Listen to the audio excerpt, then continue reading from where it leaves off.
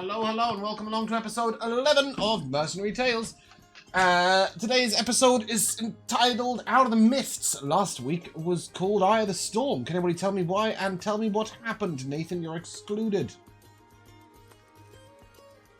So we fought some owlbears. You did that. That did happen. And oh god, yeah, I might have gone too far back. Yeah, we... that was 2 weeks ago. Okay. Oh man. Okay, then I think we long rested. Is that where we picked up from? No, you took a short rest Short in rest. in a hut where that somebody had once done some alchemy. And that's where we started. We started leaving that hut. Okay, we left the hut. Good job. And then we started traversing.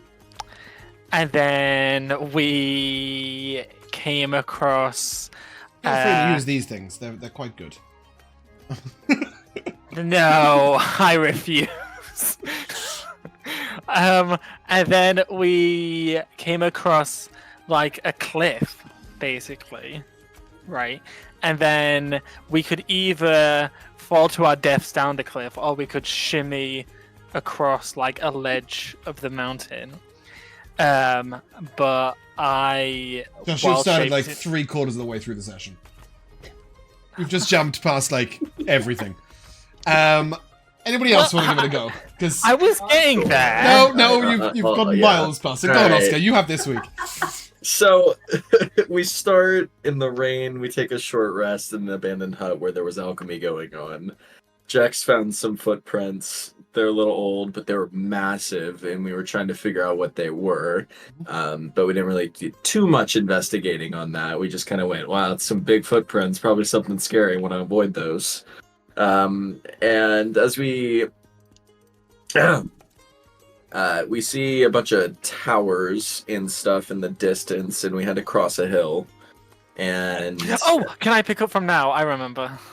Sure, you found the towers. So then, go for it. Okay, yeah. Why so not? we found the towers, and then it was raining, and so we were like, we need some shelter, and so we went to this tower that's covered. I mean, they're all covered in moss, but we went to that tower with a window. Those two were functional, yes. Yeah, we went to the tower and we chilled in there for a short rest. A couple of people fought each other in the fog, and a romance may be brewing through that. We don't know yet, but there was certainly tension that was palpable.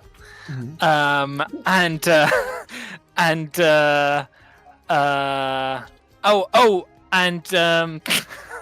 What did Kimball do? What did Kimball do, Josh? Kimball scaled the tower. It's like Guess Who. But it's Guess scaled. What? He went. He's good. Keep going. Kimball went upstairs. He went all the way to the top, and they came all the way back down every floor, picking up every piece of junk he could. Sure, that summarizes it beautifully, including pieces of a telescope.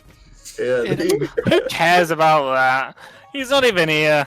And then we short rested, and then we left, but it was still. Okay. I'm gonna stop you. And then just stop. Sorry. Right. Okay. All the things that we're missing. There were wizard hats in there. We made a pair of glasses using the lenses from the telescope. There was a magical robe for a wizard that was found for Finn, which was his keystone item, which I really don't think we should skip past. Hugo went off and found some fruit that's not fruit that we then turned into acid berries that can be used for some. Well, I did that before. I did that while we were at the tower. I was getting there. Okay, Kensington cooked up a meal, and Jex was training the owlbear cub. After that, Oliver returned and showed you guys an image of a sort of flat building out to the west. I can pick up from here. I'm going to stop you and just carry on. Because even the notes are incorrect. Because the building is out to the east. I might not be incorrect. The building is out to the east because you're all going east. Nobody's going west. And then Kiara had boots stuck in the mountain.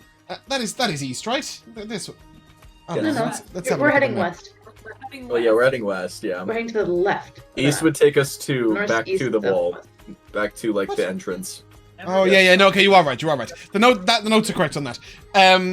Then there were some mountain boots, which needed to be covered around with some cloth, which Kimball did, and then loads of people got hit by lightning. Hugo turned into a spider and helped the group negotiate a hill, and didn't tangle. Jex got hit by lightning and went unconscious. You got ambushed by 2 goblins and a shaman. When you got there, you dicked on them. You disarmed the archers and let them run away, and the spider ate the shaman. And Don't forget the then... important part of that. Hugo wanted to eat the baby. No, Hugo That's did not also want to not eat the true. baby at all. The spider took out the shaman by biting it. I don't think it actually ate it. That would have been a bit dramatic. I don't know. I specifically remember Hugo with the line.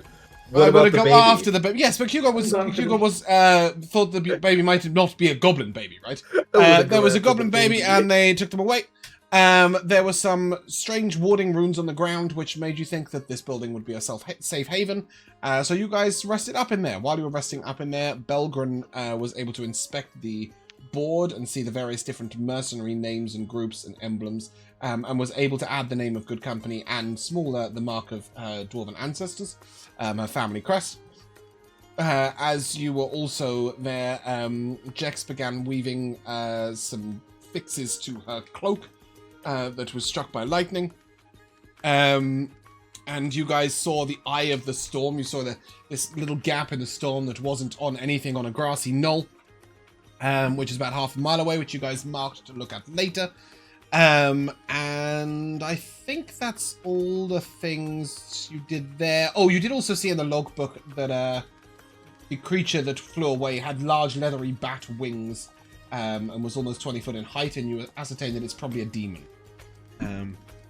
And yeah, I think that was the full recap. Sorry to stop you, but otherwise we'll be throwing things backwards and forwards forever. You did forget something. What did I forget? You also took out all the fun out of what happened last session. But you forgot the artist painting Hugo. You also forgot her story arc of becoming a competent person. She possibly did get a By a halberd. spider writer. Yeah. She did because she did get a halberd. But sorry, I've been huge. PM huge. Quite right. A bit west.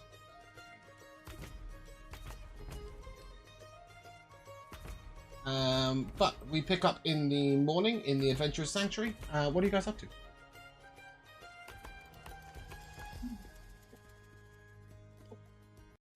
So- Is it still storming outside? It's raining. It's raining very heavily. It is no signs of thunder or lightning, but plenty of rain. Did we had seen some like figures of giants and stuff, like either making the storm or If I recall correctly, we no longer saw them. are Yeah. they still there, Nope. or are those figures now gone? No, they're gone.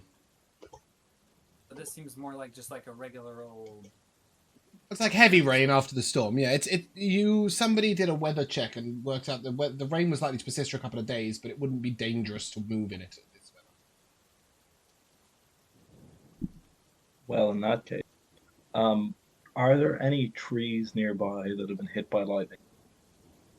Are you going out in the rain to have a look, wander around, or are you I sitting out of need- her out, or? A piece of wood, yes. So he can go look, and then I'll go get it if necessary. But I need a piece of wood that has been hit by lightning from a tree. Okay. Yeah, I mean, it'll take him a while to find it, but about 10 minutes walk to the west. You'll be able to find a lightning-struck tree Another one off the list. Let's go. for your components. What about Jix's wooden leg? That's new. It's not as old. Sorry, Nathan. what We was that? forgot in the recap that we got to see what Jex looks like without her hood on. Yeah, see? I'm not saying that I wouldn't have forgot that, but like, just saying. Salacious. That's a few follicles, you guys.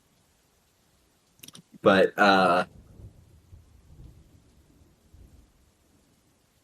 While he's out grabbing wood, I'll start As one preparing does. breakfast.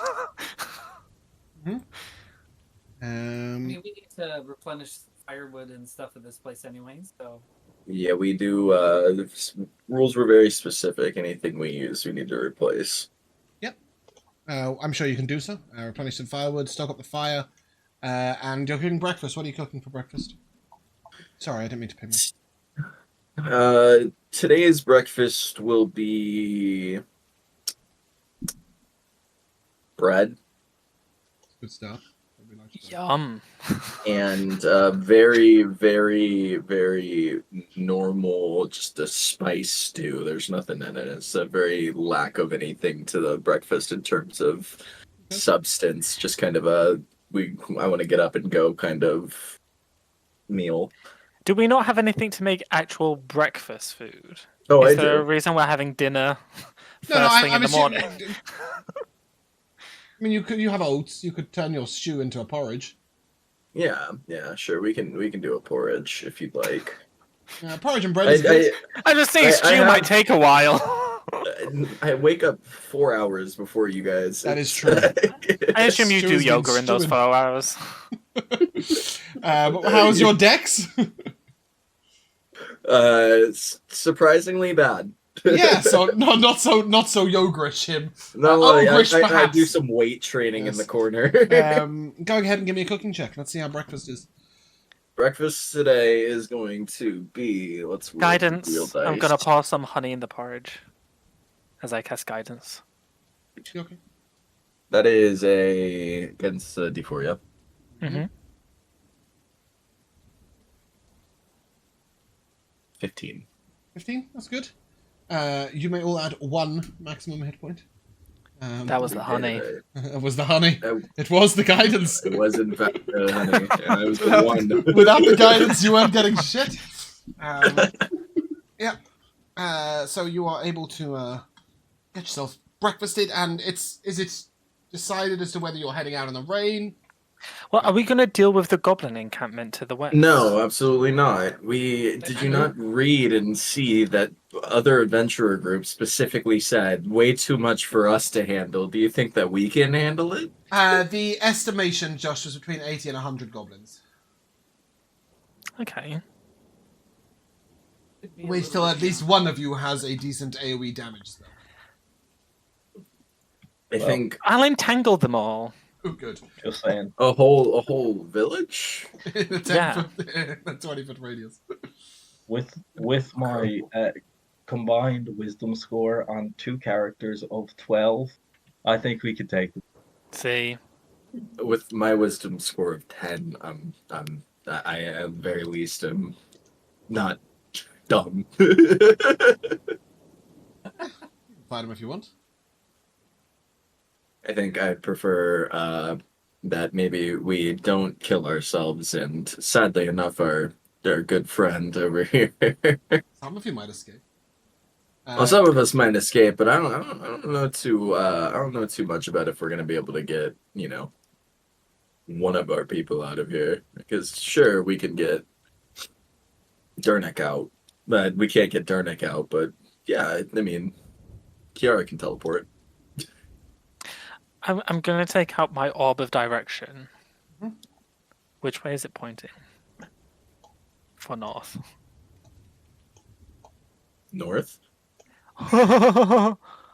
Arsehole. Josh, I don't know what you want me to say to you. So like, I don't know how to make it any clearer. Yes, but what do you want me to So tell like, you? if I bring it out like a compass and it points north, is it pointing behind me? Is it Are you pointing to looking the at left the of me? mountains? Are you looking at the wall? don't know which Where way are you you're looking? facing. Yeah. I'm facing the ceiling. I'm just facing. I don't know, that wall, the Well, left it's wall. Then I can't tell you the answer. It points north. If you are facing Correct. north, it's pointing in front of you. If you are facing west, it is pointing to your right. But I don't know. I don't know which way I'm facing. I don't. I'm not. I mean, Okay, we don't have a okay. map. We don't have a map for the room, so I don't know which way I'm facing. Hugo. If Hugo, you Hugo, were if you stood walk at the outside- entrance, it would be facing dead forward. The Would it be door If I was faces facing north. the entrance. From inside. If you're facing the entrance, you'd be facing north. Okay. It does seem like we could possibly go look at that hill on the way, but that hill is very ominous, and I'm kind of scared that if we go to that hill, it might be a bit more than just a nice little rest stop. I think you had already decided to mark it and not deal with it while you had Dernick and Kiara with you. I believe the only question that I need answering is, are you going out in the rain? Yeah, why If not? we've projected that there's no lightning, I mean, why not? I've got my special hat, so I'm chilling. I also have my newly acquired special hat that I'm going to put on at this point. When Finn sees Kensidon put on a black wizard hat with lots of different coloured stars, does he react, respond, protest? Not verbally, but you know, in like Telltale games, you get like X will remember this. You have to earn the hat. We'll remember this. You are headed out in the rain. Yeah, you can go in the pouring rain. It is muddy. It's going to be slow going. It's been pouring a storm for the last 16 hours. And you are... No, not that's a battle map. That's not taken. You are able to slowly move across the lands. As we Here walk you outside, Go on. real quick, as we walk outside, I'm going to take the hat off and give it to Finn. Ooh, choice of hats. Golden Dusky or Blackwood Stones. I originally, I picked the fanciest hat, so it would seem like a gift, but... I should also ask, Finn, what does your robe look like? Well, I can make it look however I want, right? Exactly. Including See, I like was flames or butterflies or all sorts of visual illusionary effects. So, and I now have 2 hats, right? A nice yellow one or a black one with... And we know there's a lot Potentially of you could dogs have 3 around. more hats if you go upstairs. So we're gonna go stealth mode Mm-hmm. with the black hat and the camouflage robe. Okay. Also, this is kind of a weird one. Can I get my friend Stiff Breeze to pull me if I levitate so I don't have to get my feet muddy? Stiff Breeze, Kimball, sorry, that's the Kimball, unseen yes. servant's name. Oh, the Unseen Servant. Yeah, I've changed his name now. Maybe. Because I can float 3 feet off the ground. Yeah, as if... Permanently? But only in place. Yeah, so is it like I'm stationary and can't move because No, my no, you feet can aren't be touching the ground, moved. or can't move at all? I can't be moved. You can be Cool. moved. Well, we could always just Um, tie a rope around your waist and That's what I was hoping. pull you along. Yeah, I'm just having a look at Unseen Servant. It's taking me forever to get to it. We Because my can- internet is running it. Tie you to the back of Belgrad's. Actually, wait, I have even better. I have a person that I control that is real. Kimball's gonna pull Finn. Well, I just want to clarify whether this actually could have worked. A quick question: how high can Finn levitate? 3 feet. No higher. 8 feet. That's not too much, but you could get a little bit higher to scout a little bit. Yeah. Oh, believe me, I was thinking. He has an about owl ways I for can that. mess with this. Be like an observation balloon. We just like Yep. hoist you up. Okay, it would I be actually want to exhausting take to get the Unseen Servant to... Because every turn, you would be able to command him to move you 15 Oh, foot. 15 feet. Right? Yeah. So, and not only that, but you'd have to keep doing it. Because he's only got a brain span of 15 feet. Yeah, fuck that. So, No. but you do have, you have a whole group, and you would weigh almost nothing hovering in the air. So anybody who wants to pull Finn's lead, I think may do so. How I have a nice grand Kimball idea volunteer. of really making it nobody's problem, except for, I guess, kind of me, as I will just have my alternative version of me just grab it and pull it behind me. You would have that manifested. I've kept it manifested. Okay. It's still 2 hours if it does go down. Yep. So pulled along by a shadow. Which means that I have to actually walk Yes. So you're moving along these sort of low rolling hills at the moment. You've come down from this east point. When I say east, I don't mean east really. I just mean the right of the screen. But you are headed west. We did establish that, so I suppose yes, it is east. And you'll be heading across that way. The hills provide you a little bit of shelter when they're up to the side. And as you are all wandering forwards, I would like to know who is first and who is last. Not too bothered about who's in the middle. If I can't imagine I'll be the lead of the main pack, imagining that Jax is gonna lead the scouting pack. It's usually me and Hugo up front, kind of scouting ahead. Hugo, are you up front today? Yeah, I can do that. I'll refrain myself from stating the multiple hills around us. Hugo and Dex, give me a Dex save. Hugo and Jex, give me a Dex save. And the hills are alive. They are. Hugo and Dex, give me a Jax save. And, Is this against being frightened? Kenton, and give me a perception check. Being renamed, it's Jexterity now. No, neither one of you has advantage on this. It's 17 for me. Actually, tell a lie, Jex, you would have advantage on this. I believe it's the terrain you're making a save against. 14 on my perception. No, it's still 17. Okay. Hugo, what did you get? Sorry. A 13. A 13. So yeah, Jex, as you and Hugo separate out a little bit, suddenly Hugo just vanishes from your sight. Completely disappears. And when Kenton and you just see Hugo just go. As you turn, you see a sinkhole. An entire piece of the land has just given way. And there's a sort of light now cascading down over a small bit of hill. How deep is the sinkhole? About 20, 30 feet. Oh, wonderful. As you look down, it's quite a shallow gradient to walk down into it.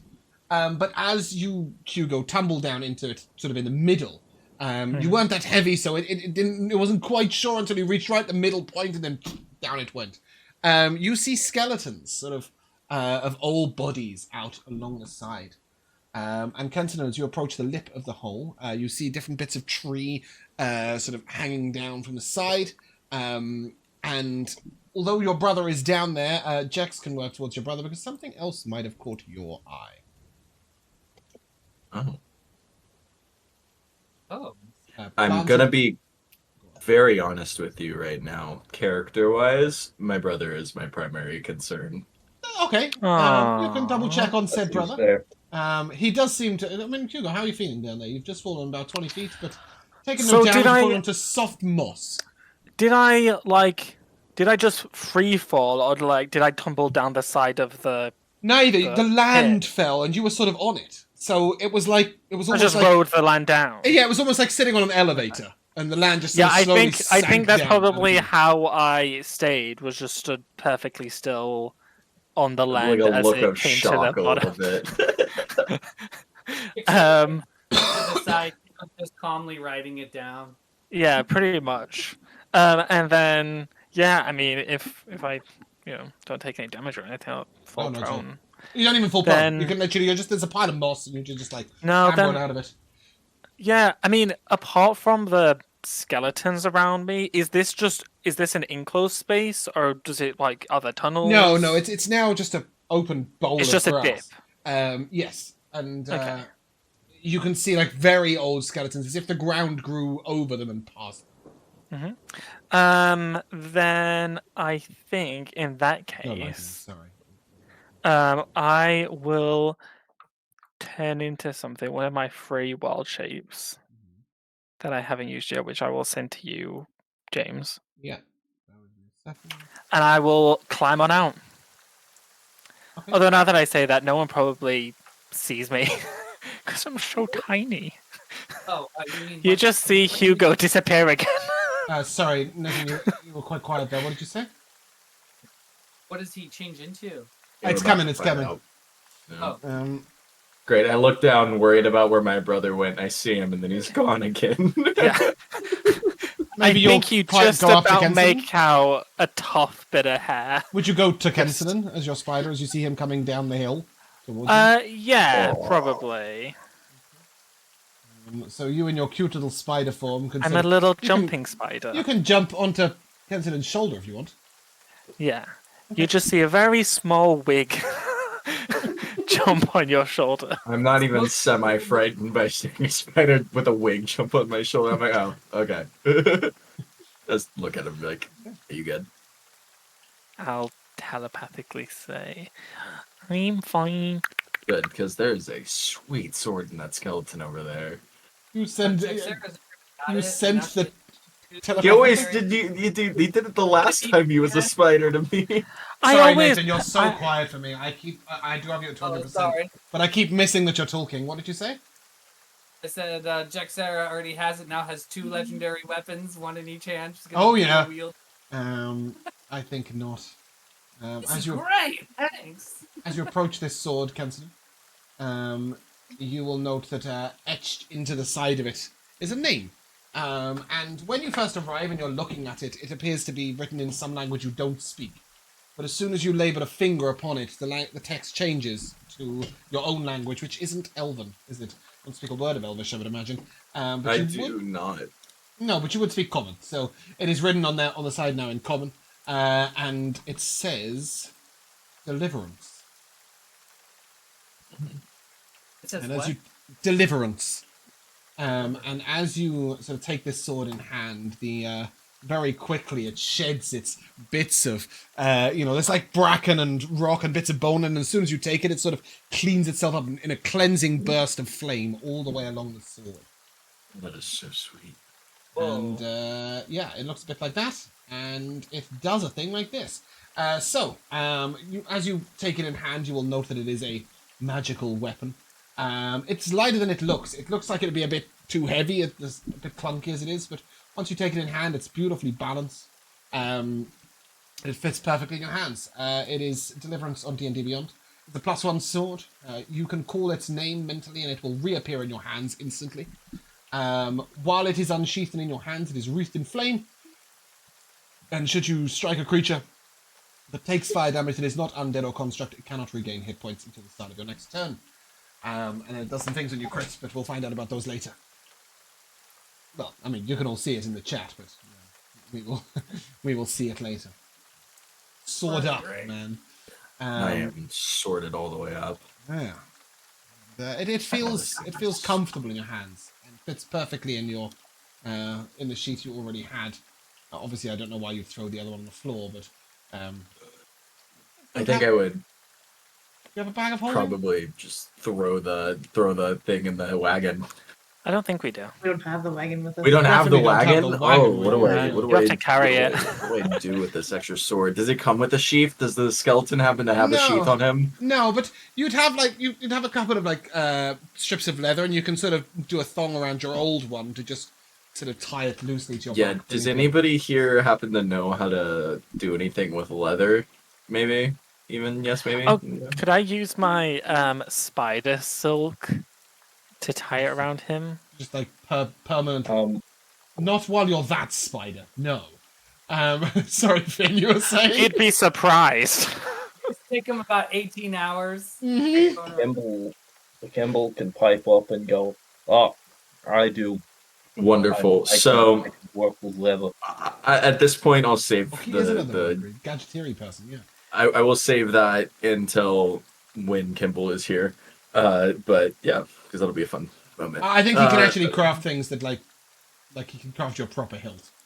I know. That's why I'm waiting until A Kimball's hilt? here. That's not what I mean. A proper sheath. Sorry. Yeah. Pretty cool. But for now, yeah, you can just sort of sling it on your back. Although it is when it's not in your hands, when your hands are not on the blade, there are no flames. As soon as you take it in hand, the flames straight up the blade. Does it is if I like if I hold it and I let the flame, do they produce heat? Not to you, and not to you. They don't affect your clothing or anything else. But if one of your party members was to put your hand near the flame, it does to them. Wonderful. That's exciting. I can already see a potential problem, however. Why would you say that? Well, if we were trying to be quiet or sneak, The sword would definitely give our position away to the enemies. Well, I can offer a rebuttal there, Jax. Ken, do you want to stand back to back for a second? I'm gonna stand back to back with him while also looking at Jackson, saying, All right, now- I've never tried being sneaky in my life. Now, take out the sword. Pulling the sword out. So when the sword goes up in flames, Finn will hit himself on the chest and his robes will burst into flame. Now both of you are easily seen. Oh yeah, this is our ghostly. This is the Ghost Brothers. Hell yeah. However, obviously, if you are sneaking about, you can just leave it sheathed. That You was can my plan. unsheath it as part of the attack action, so you could definitely. Well, also in terms of sneaking, and I'll take Belgrim's arm that's got chainmail on and just shake him, so it makes that rattling metal sound. How big is I'm this assuming spider, you're Josh? still on your. Oh yeah, I'm out of the spider form. I'm out of the Okay. spider form. And Oh, first of all, definitely it's not on my sewing shoulder. entire sheets and in 1 hour, and now the spider is picking up Belgren's arm. I'm No, out I of got the you. I form. got you. Yeah. Yeah. You guys have yes. There is a good point. Dernick is not sneaky. Kenton's not that sneaky. Belgren is not sneaky in the slightest. Yeah, just sneaking's not really you guys' forte. If you don't want to be noticed by the enemies, don't be near your allies. Yeah, you might not want to be close to me, Jax. Until That I can, until they go down. Not only you do and I- Kimball can sneak off and get him killed. I sound like what are those things called? The ones that like you smack against your hand, like the Symbol? in the- Oh. Force? Like a maraca. Yeah. I sound like a Morocco when I'm walking, and now I'm covered in I my really hands. thought are- Nathan was about to pull a maraca out that cupboard. Can you imagine? It was so well timed. You were like a maraca, and Nathan was like, This? yeah. Hey, ole. But as you hold that sword and move on up the side of the barrel, you hear the sounds of movement around you. Oh, that's exciting. And as I take you to the map,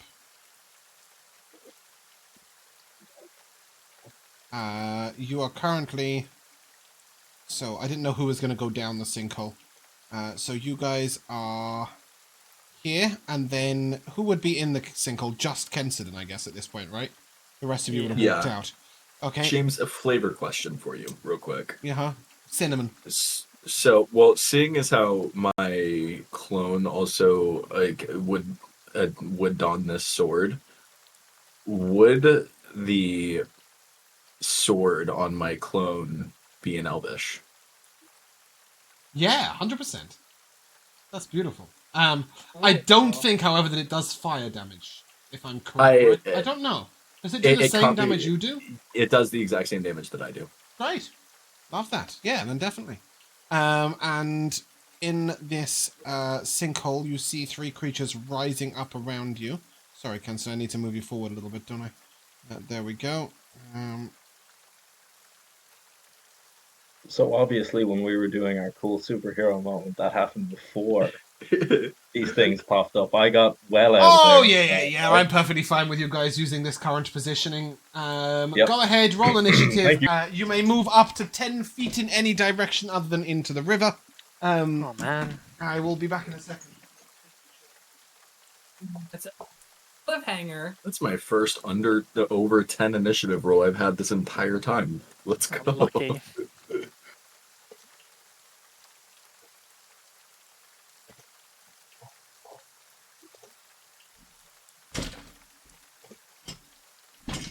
What do we get for Kimball?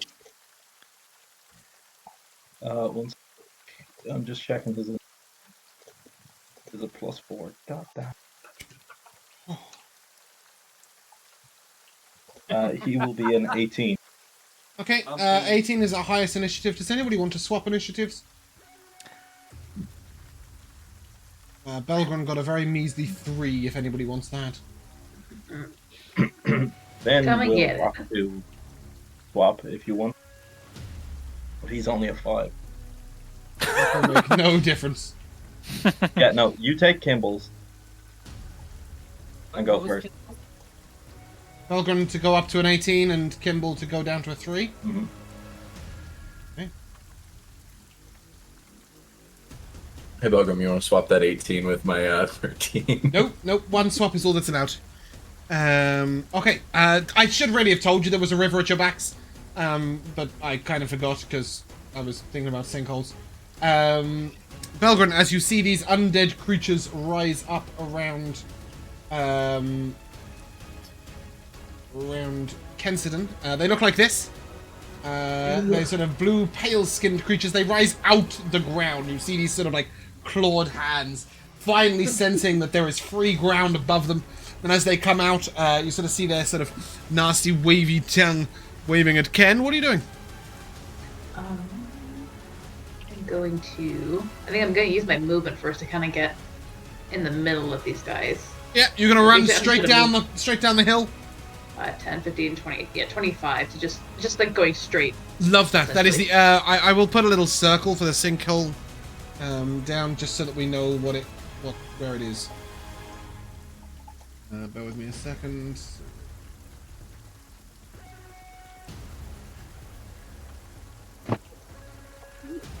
Oh, that's not what I was looking for. Goodbye. Suddenly got foggy. No, I was trying to use calm emotions and I used cool lightning instead. Which is the next one in line. So this is the sinkhole, okay? That's a question. If I were to enter into that space, then do I have to also make some sort of... Nope, there was no save for... No, when it fell, it was fine, but now it's just a downwards dip. Like a little kind of, yeah, exactly. You just run down, hammer in hand. Right. Well, hammer in hand, I suppose. I'm gonna try and play whack-a-mole. Okay. Whack-a-ghast. Whack-a-ghast. Let's see. I don't have my sheep prepped at all. Okay. Jesus. Oh, here we go. Like, again, sounds like a Pokemon. It's pretty close. It's only a 10. It's a 10 to hit with a +2 from Pensidon's flanking as well. Pensidon's nearby. Yes, I guess so. Sorry, I keep forgetting about flanking. That's alright. That's 12. A 12 hits! Yay! But 10 does not. Which is why I said it. Don't forget that when you hit an undead, you deal some extra damage. Yeah, I think it's an extra D6, I think, of radiant. Ah, no. It's on your weapon. Ba-ba-da-ba-ba. Yes, D6 against fiends and undead. I think if you just click the damage on beyond 20, it will just work it all out for you if you want. Oh, okay. Or you can roll dice. You can roll dice. You're 100%. Yeah, roll the dice. That's fine. Aw.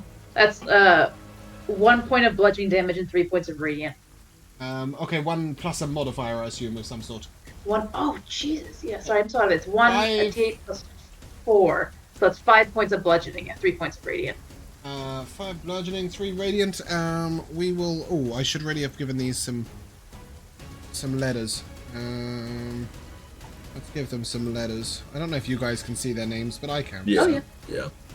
Okay. Yeah, so you hit Ghast A for a total of 8 damage. It doesn't seem vulnerable or resistant to any of that damage. It just takes it in full. Okay.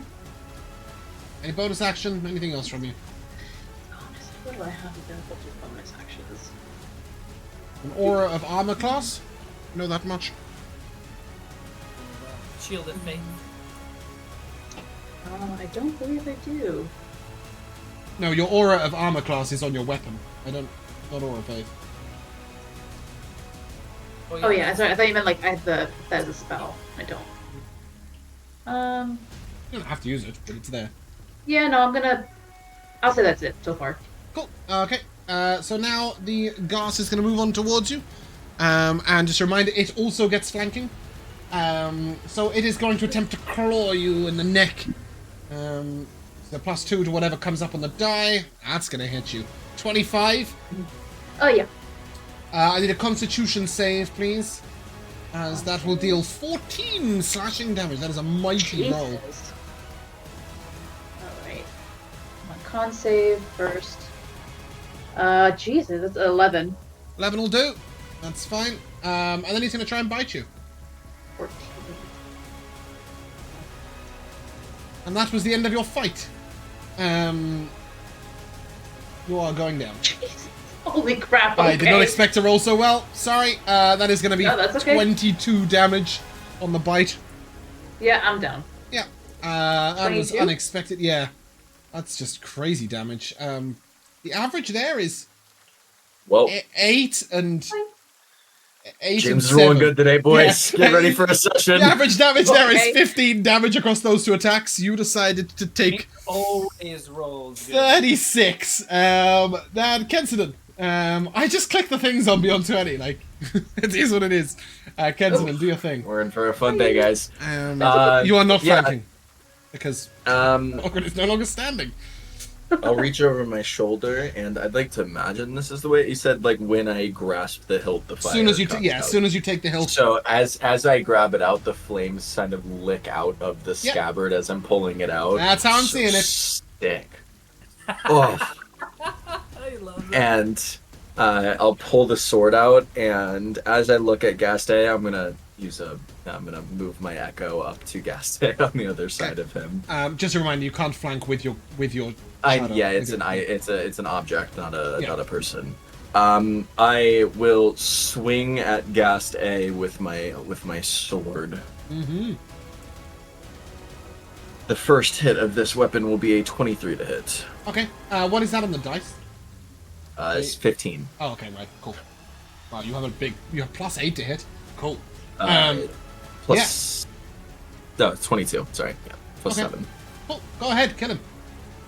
That will deal That 17. 17 damage. Yeah, they're not resistant to fire in any way. It takes the full 17. The creature is wounded. And how much was that? Those 20, 25, 30. I'm gonna move my echo to there, and that will conclude my turn. Okay. Then that injured Gas is going to look up to you, and going to attack you. No flanking for it, just the straight roll. It'll try and bite you first in the neck. That's a 13 to hit, Don't miss. and then it's going to claw you. See, nobody ever remembers these turns. And then Ghast B is going to move up, and he will be flanking. And he's going to claw at you. That's a 25 to hit. Constitution That will save, hit. please. Con save. 13. 6 and a 4. That'll be a 17. Cool. And then it's going to try and bite you. That'll miss. Jax, you're up. How much damage did I take? From the claw, 13. Alright, what I'd like to do, Dex is going to do... You're very quiet. Is that just for me? Sorry. It's- No, it's- everybody. It's because I'm on a... Okay, just I shout put him at at 200. I put him at I 200. can't. Yeah, I but, can't get him any louder. That's the problem. Yeah. I'll try to get lean in when I talk. Beautiful. I've turned the music down. Dex is going to come up to the edge of the pit here. Mhm. I have to... Well, I have to get into the pit to hit Gaste. Only if you don't have a way of getting extra reach. Well, I do, but I have to use my bonus action to do it. So I guess I will do that. What I'm gonna do is I'm going to use my bonus action to slide the spear down to like long range, Mhm. so I have reach, and I'm going to try to stab him to try to pull him off of Kenson. Love that. Love that. Okay, go ahead. Roll a hit. Right. +2 to whatever you get. So that would be 25. Oh, a 25 hits. 13 piercing damage. Okay, he doesn't move, but he is dead. Oh, he's dead. Okay, well, I'll do I yank his corpse out of the way and just like sling it behind me, almost like Yep. somebody who's like shoveling hay with a pitchfork. Oh, I love that. Yeah. Jam, twist, yank, and just sling it behind me. One down. And of course, if you wish, you can. I haven't done any dynamic lighting on the trees or anything, so you can sort of move just like around them like this if you wish. I don't know how much movement speed you've got. I'm trying to decide if it would be. I have enough movement to kind of get next to one. I kind of have the feeling that Jex would like want to get next to Belgrin here. Perhaps protect his I'll prone move. body. Here, that's my 30. I think that's my Okay. 30 feet. Cool. And she's gonna kind of stand over Belgrin's down self protectively. Yep. Hugo. What are you doing? Regretting where I placed myself. I didn't know where the enemies were going to be when you said move. Oh, sorry. So On top of made- Tensidon, did you think you were moving towards them? Yeah. I thought the enemies would pop up here by the river. Did you think you were moving towards the enemies? Yeah. That was you my can go bad. there. It's fine. I No, don't no, you can mind go there. being You can go there. It's That just- is enough to do a thing. Yeah. Also, I'll does anybody go- know, with Wild Shape, if you Wild Shape at the end of your movement speed, can you then use the movement speed of the animal? That sounds really cheaty, right? You can't. You works can't like in Baldur's Gate. the proportion of movement that you It works on a use percentage? remains. Right, so if you use Yeah. half your walking speed, then you'd have half your beast speed. That's what I thought. Cool. Okay. Just 'cause, yeah, obviously you can see Belgrin, by the way, from where you are. It is not a huge dip, it's just an incline.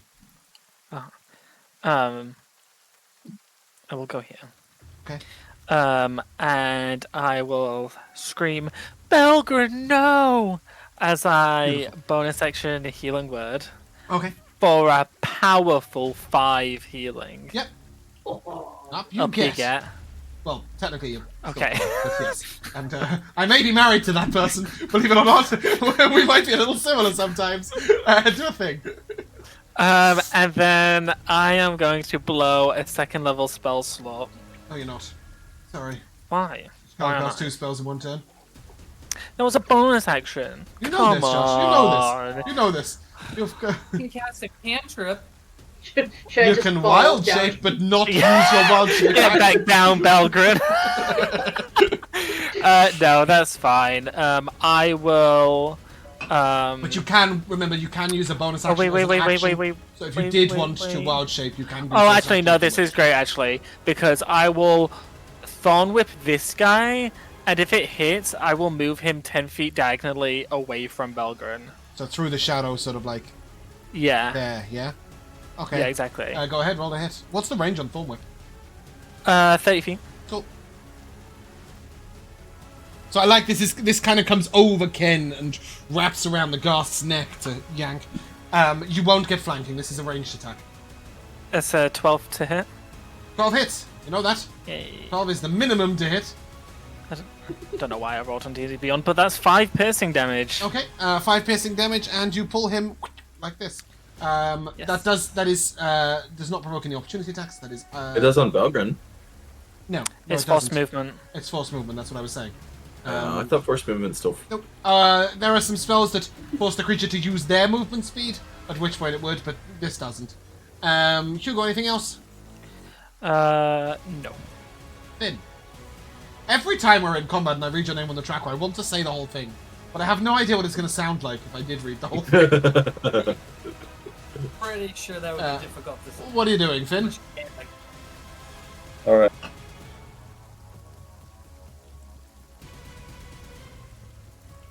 Yeah, we're gonna just move in front of our little companions here. We'll grab some of the fire off his shirt like, until it lights up into more intense flames and just fireballs forward first. Okay, so that's at Ghast C. Yep. Okay, roll to hit. You know they take full fire damage. That's a 10. You know that Wow. doesn't hit. You don't get flanking from ranged attacks, unfortunately. And then the rest of it would be to float down to the ground so he could have moved in the first place. This shouldn't take a bonus action to dismiss, only to engage. I believe. You do You have a may bonus be- action if you wish. I don't think there's anything else we could have done with it. Yeah, yeah. So it says you can use a bonus action to hover. You can end this effect at Okay, will. yeah. Yeah, but Okay. you don't have a bonus You're action right. anyway, do you? Unless you Actually, want to... I'm gonna be completely honest with you. Or were you still hovering? Yep. I'm pretty sure I never let go of that rope. You're probably right in the shits with the echo. No, because he was doing the whole back-to-back thing, right? So Yeah. probably threw his rope to Dernick or something. Just a reminder, you can of course command Oliver with a bonus action should you wish him to do a thing. Because in my games he goes on your turn. Actually, I don't think he does. It's not a bonus action. He just goes on your turn if you want. He has his own initiative. But it'll always be I yours. want to keep him out of here. Figures. I think we talked about that prior to the campaign, but yes. He will always go on your turn if you wish. Kimball. Oh, you've managed to enact the curse. You manifested the curse. So whenever anybody controls another character, they always go back to back with their own character. And you've actually managed to swap the initiative to achieve this. So Kimball finally gets round to unsheathing his crossbow, I would guess. And what is he up to? Yep. Move in front of Kiara and just start blasting. Okay. Any bonus action from him? Blast again. Oh, okay. Yeah, I like that. Can you do that with a crossbow, or does he have this? That's crossbow expert. Crossbow expert. And 2-hand crossbows. What do you get to hit? On a +6, that is a 9 and a 15. A 9? A 9 misses. Okay. A 15 will hit.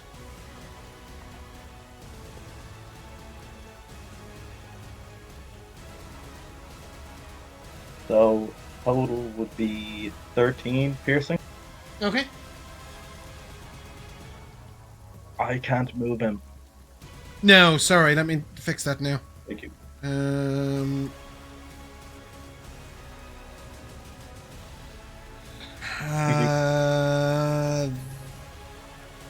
He's already slipping away into some trees there you to go. hide. You can move him.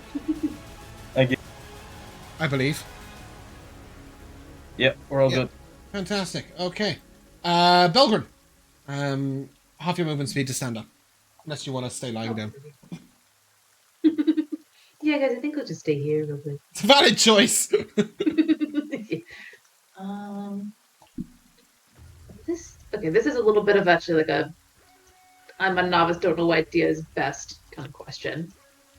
I was wondering if I could actually use my bonus action to cast Compelled Duel on any of these ghasts. Bear me a second. See no reason why not. I didn't see any sort of restrictions as to why I couldn't. No, you cannot. There's no restrictions. You can just do what you want. Here's now a general question. Now the question is whether or not I target ghast B that hasn't been touched yet, or a ghast C that's getting kind of close to going down. I would... yeah, my only worry is that you're compelling a creature to a duel that it's going to win.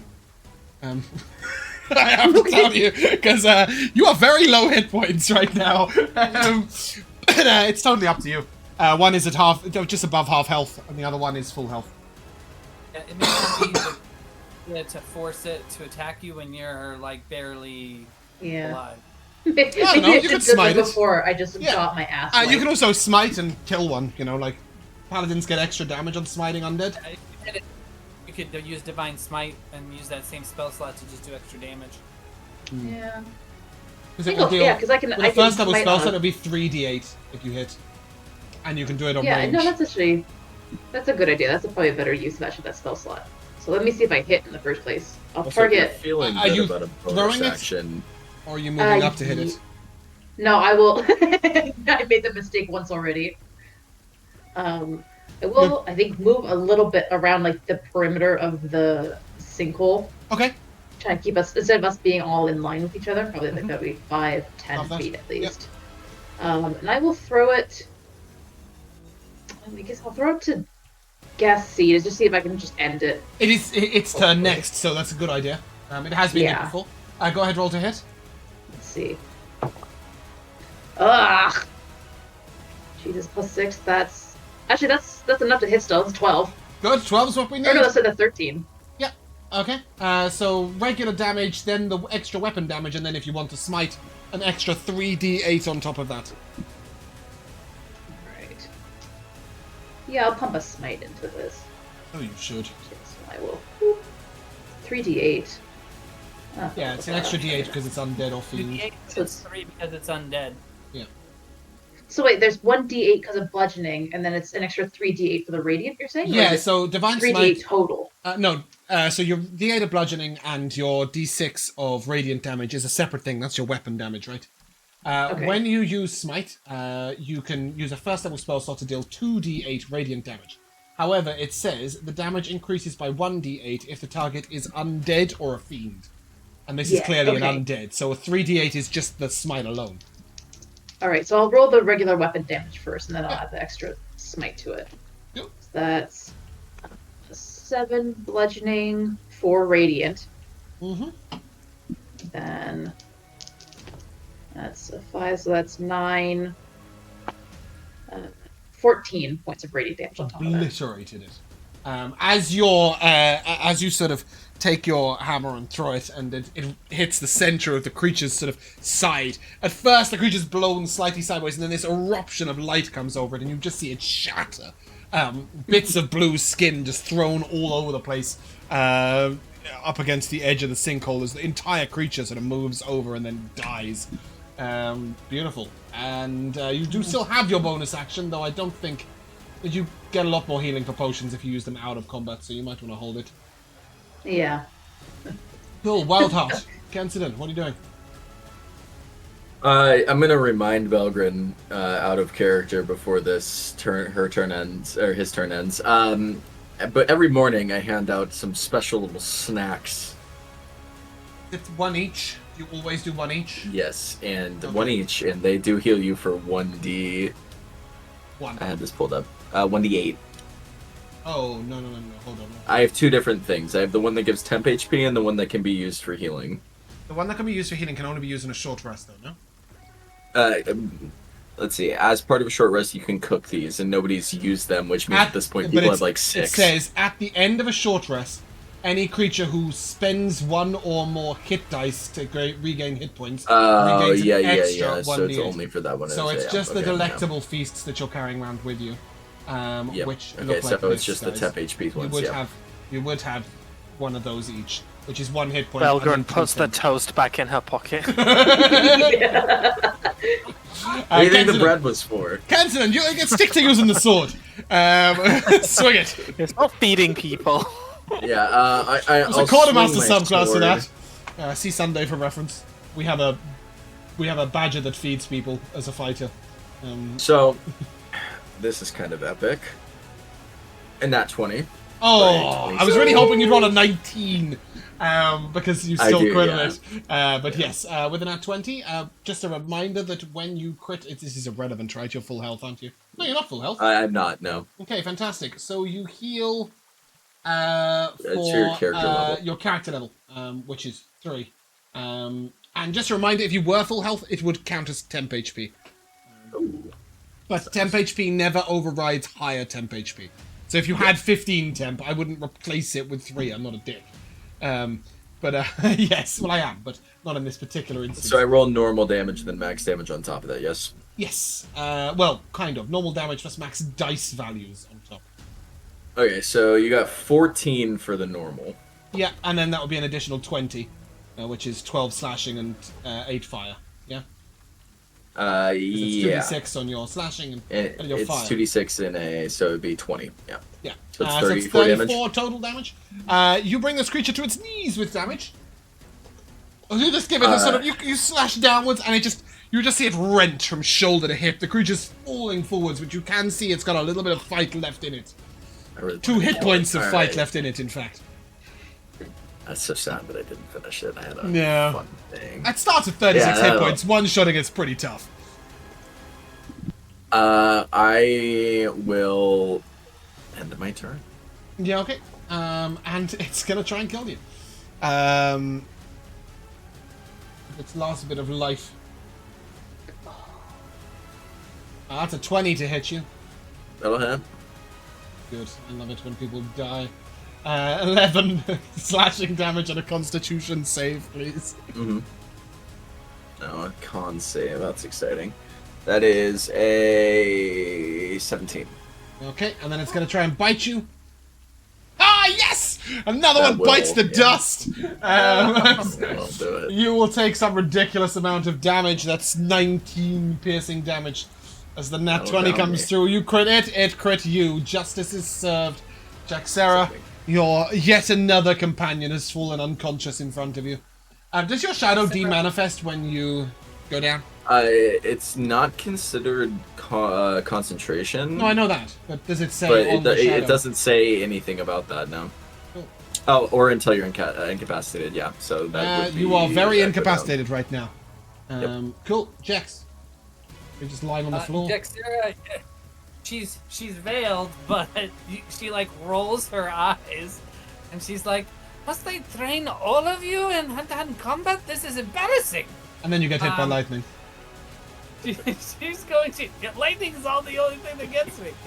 I am going to step over and defend Kensidin's body this time. Okay. I will attempt to strike it with my spear and see if I can. Oh, nope, that's not good. That's a nat 1. Nope. You try and strike this creature, but it is sort of lumbering forward. It actually just sort of ducks under the blow. Let me check something real quick.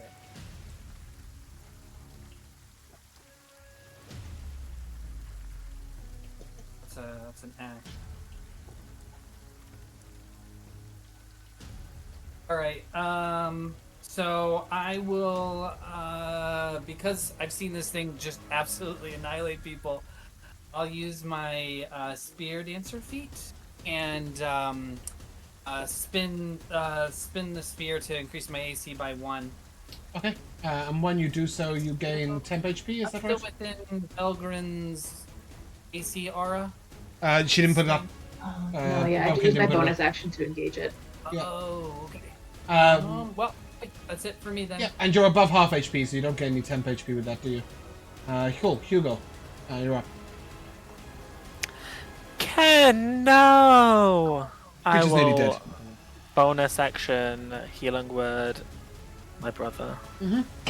for 7 Ooh, points of that's a good healing. one. And then I will Thorn Whip. You okay? Roll to hit. Creature's close to dead. That is a 25 to hit. Oh, that is more than 12. Can you do less than 2? You can do less than 2 damage. Let's see whether you do a 1. What are the odds?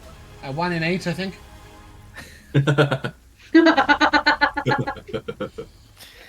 It was 1 damage. Very good. Finn!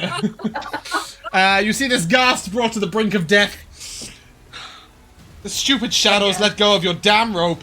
You're stuck standing in the mud. What are you going to do?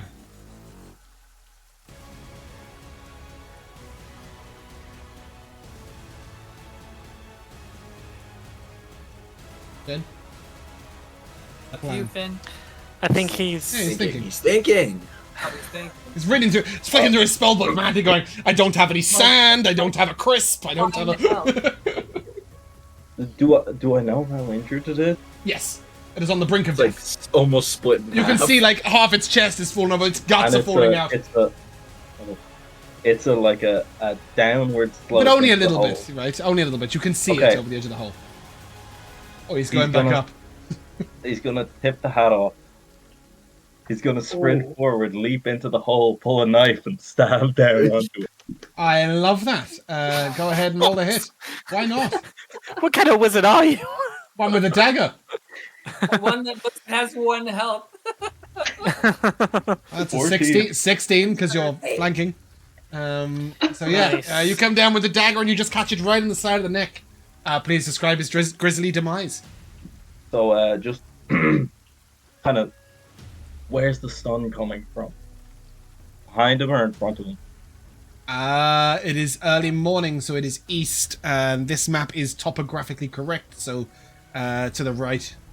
Okay, he will try to angle himself as much as possible so he like includes the sun, Oh yeah, and he will say, "I am the eclipse," and Oh. jank in the Oh my fucking God. side. yeah. Sven goes in with a superhero move, dagger in the throat, and sort of rides the body down in front of you, Kenson. And you're looking at your new sword and your new wizard, and you're unsure which is deadlier and to who. What a great way to multi-class. Each of you can take 225 experience points. Yay. 225. Big number. Cool. And yeah, you stand victorious upon the battlefield before anybody else does any healing. Our lovely friend Kiara is going to expend 2 charges of her healer's kit. One on Kenson and one on Belgren. I upgraded this slightly, so it now does a +4.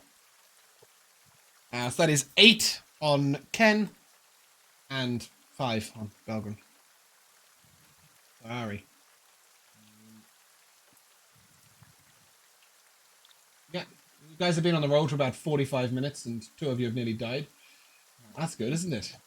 Pretty normal day. Excellent honestly. going. Just, normally it's Kimball. Do you know what? I don't normally test run fights anymore. I've got quite a good eye for balance, but I did test run this one, and at no point did I manage to take anyone down. You rolled very well. It's in-session rolls. It's in-session rolls. They just suddenly come out like 36 damage to Belgren from 1 monster's 2 hits, with Belgren having 18 armor classes. Well, that's crazy. Absolutely nuts. Yeah. Is any further healing going on with you two? Or are you just going to suck it up until you can short rest? I mean, I'll expend a second wind. Okay, that makes no sense. Yeah. You get that back on a short rest anyway. Yeah. What about you, Belgren? Are you expending anything, or are you just going to sort of wait it out? God, I really don't want to wait it out. I'll, you know what? I'll spend 5 of my lay on hands. Okay. I think it takes Belgren a little moment. He's just kind of standing there still with like his hands like white knuckling the hammer still, like looking at the sopping pieces. Yeah. You can also, if you want, eat that delectable treat to gain 1 HP and 2 temp, if you wish. Oh wait, Is there a 6 of those to go around? Established that was a... No, that one you do get. That resting? is 1 hit point and then 2 temp. 2 different types of treats. One for a short rest and one for Life. one for picking you up if you die. Okay. Sorry, what was the healing again? It's just 1. 1 hit point, but you gain hit 2 point. temporary hit points. Okay. Actually, is your proficiency bonus still 2? It's 3. It's 3 now? Uh, No, 2. You're level plus 3. 2. Yeah. Why do I have a +3 and my notes say 2? Don't know. But yeah, cool. Okay, fantastic. So with you guys healed up a little bit, you can see this sort of river is running. It's more of a stream, really. Is running north-south, and then it sort of curves out and begins to move to the west. It opens up into a little bit of a sort of wider. It's no longer a river. It's more just sort of lots of little streams around boggy ground. Are they overflowing a bit with the rain for the last Way couple hours? overflowing. This would be a tiny little trickle normally, but because of the 18 hours of rain, there's flooding going on. That's why the sinkhole happened. Without that rain, you never would have had a sword. That was just I would have just held off forever until I rolled a D100, rolled a rain on the D100. And I would have had to find this place somehow else. But yes, you can return back to the stormy landscape, and we will start to see this sort of boggy ground come to the fore. As you are now headed slightly towards a big mountain, and you can see these sort of watery plains out on the front. This is where you are. You're out in all these little bits of river. And the storm is moving away from you. You still got rain clouds over you, but the darker storm is further to your east, and it does appear to be west, and does continue to be moving to the west. Every time you head into Dark Lands, I assume you're going east towards Mordor. I'm just flipped backwards, sorry. But yes, we're traveling west, though, aren't we? You are headed west, yes. You're looking for Gondor. We're following the storm. You are following the storm, indeed. And you would see that soon enough, you're going to be having to trek up into the mountainy areas. As you traipse across As we're walking along, Dex looks pretty miserable in the rain. She just keeps like muttering to herself, and every time she steps in another boggy, muddy puddle, she just has a look on her face that like she's in a really bad mood. But you will notice, if you're perceptive, that the rain, as it's coming down, it used to be like soaking right through her hood. But now it seems to be kind of running off the sides and dripping off of her, almost like she's done something to make it so that the water can't penetrate the cloth anymore. He's oiled it up. Oiled it up, buttered some fat on it. As you guys continue across this boggy area, you see a group coming down off the mountains. And I'll take a perception check from anybody who is proficient, please. Oh, I have a question. Mm-hmm. Can a small race ride a small beast? 15. No. Okay, Has to be a size smaller.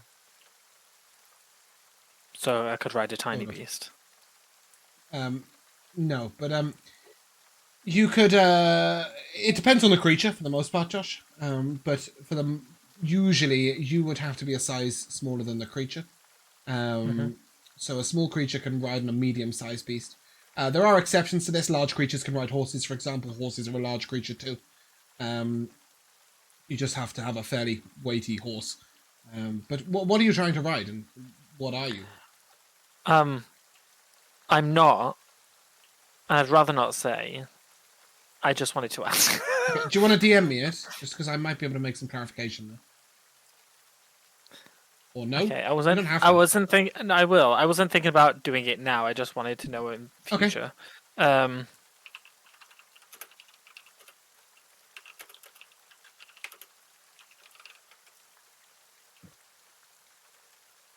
Right. Okay. Cool. Yeah, that's fine. Fantastic. How Wait, was so that? I could or couldn't? As yourself. Yeah. Uh, Obviously. no, that's not obvious because you have wild shape. Sure, but I wouldn't wall shape You into a wouldn't large ride a creature. spider to ride a small beast. That would be ridiculous. I wish I could get your character sheet up.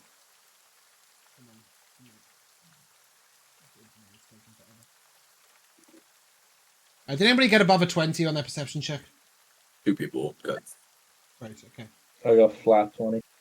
You're able to make out that the group is wearing armor. Shining silver armor. They do ride horses. And they look like knights. Any heraldry? Not from this distance. Did you say you rolled a nat 20? Yes. Yeah. You rolled? Why did you... Who rolled a nat 20? Finn. Okay, so let's But answer with for a ourselves. 0 Yeah, modifier. that's fine. I don't mind about a modifier. Nat 20 is always a critical success. No, Josh, you wouldn't be able to because it's the bestial... Like, it's a spirity block, right? As opposed to a standard block. Okay. If there was variance in the type of creature, then it might be possible with some, but in that form, I was just going to roll a flat no. Cool. You don't, Finn, make out any heraldry from this distance. They're a long way off. They're on the mountains. But you do note that they are of smaller stature. And you only know of 2 groups that are of smaller stature. One is the Knee Breakers, who are a halfling group, and you know them to be back at the tavern because you refused their quest. Or you took their quest, to find their goblin shank. And the other company are the Order of the Silver Shield, who are dwarves. They look like they might be a company of dwarves. You don't normally see dwarves riding horses, but these particular guys do. There are 4 of them, and they are coming towards you. And they raise their weapons and banner in greeting to you as they come across. Oh. I will do have the no same. Take out your sword and I'll levitate and go burst into flames. They will make an intelligence check. Oh God. Okay, they're good. They don't think you've caught fire. They will head on down towards you, and the leader of these 4 is a very well put together dwarf. He has a fabulous black beard that is plaited in 2 separate braids and goes right down, and it's tucked into his pants. He's wearing a fabulous silver burnished breastplate and has a huge battle axe on his back, as well as a sort of short lance that is holstered on the horse into the sort of the edge of its tabard, if you will. And you'll note that all 4 of them have lances on their horses and are wearing sort of this beautiful breastplates. And as you get closer, you will see that each one of them has a silver shield, apart from the leader, who has got a great axe instead. But all three of the other have this beautiful silver shield, which sort of shows a dwarven heraldry. And Belgrin, you'll be very quick to note that they're all of the same family. So this is a grandfather, his two sons, and his brother. Sorry, his son, his son's son, and his brother. So it's like Grandfather, son, nephew? no, man and brother, and then man, son, and then man, son, son. There you go. Oh, okay. I don't know why it's all in caps. It seemed important. So yeah, it's him and his brother, and then his kid and his kid's kid. But they all look about 150 to 300 years old, and you can't really tell any of that when we're first looking at them, but I'm sure you'll know something about them. And he sort of raises his great axe at you and, how fare you on the road? I haven't seen you around these parts before. Sorry, was that specifically to me? Nope. Sort of just At you lot. First time out here, actually. Come far for your first time. Not too bad. Looking a little beat up, if you don't mind me saying. Yeah, we fell down a hole. Aye, that'll do it to you. Us dwarves bounce, but only so far. And he sort of turns over to his friend and... Volos! Get him out some of that clever food stuff. And Volas will open up this beautiful leather pouch and pull out what looks to be a sort of... how do I describe this? It's like a series of small wafers interlocked, and within it looks to be different bits of meat. And you will note that they seem perfectly preserved. And he hands one to Kensidon and one to Belgrin, because you're the only two people who look a bit beat up. You get some of that down you. We bought this a while back off some fancy elves. It seems to do the trick when you're hurt. We've got loads left, and we're on our way back now.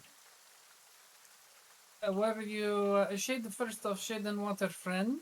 Or well, maybe just shade. Right, Okay, yes, that's plenty of water up there. Right. He points up to the Um, sky. Can you tell us much about what is up ahead on the mountainside? Big hill, a lot of dead orcs. With one ear missing. He gives you a nod. I see. Well, congratulations. You will be moving up the boards. Just a reminder, if you want to roll backwards.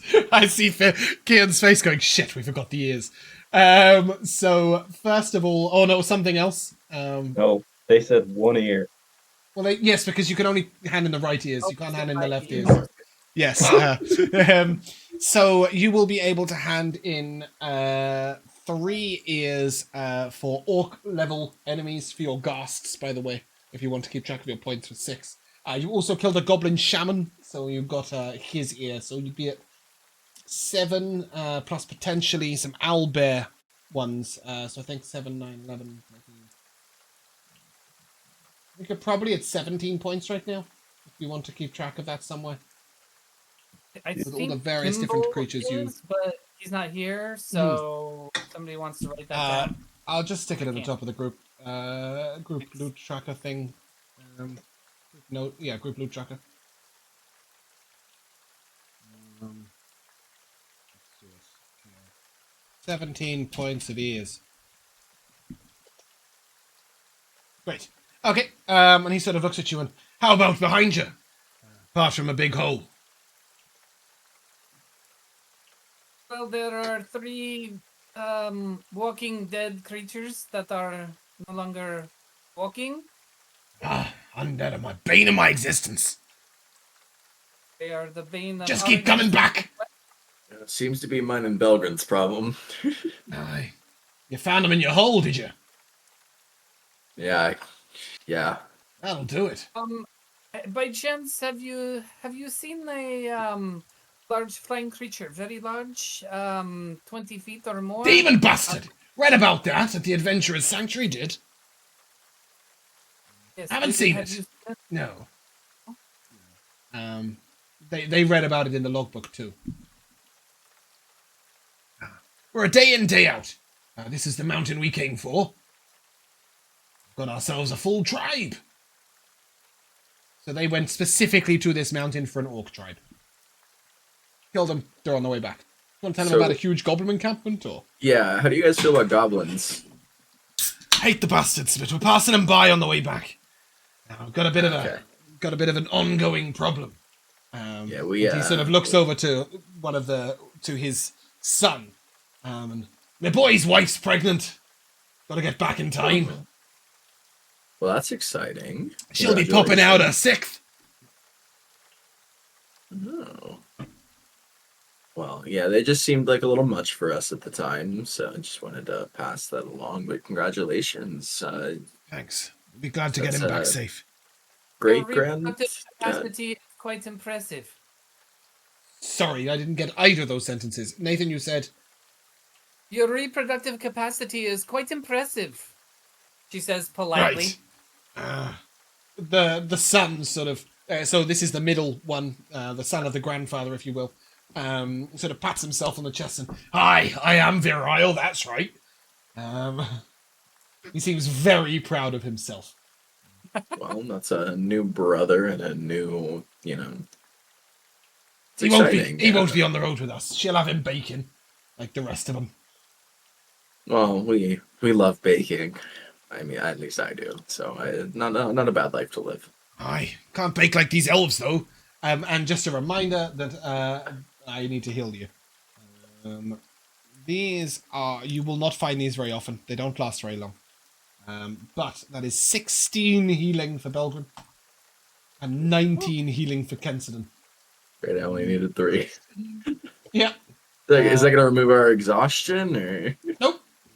Oh, Oh, I need to give you cards for that. Yes, thank you. Remind me of that. I appreciate it. Good job, Oscar. I'm gonna kind of like... It's correct.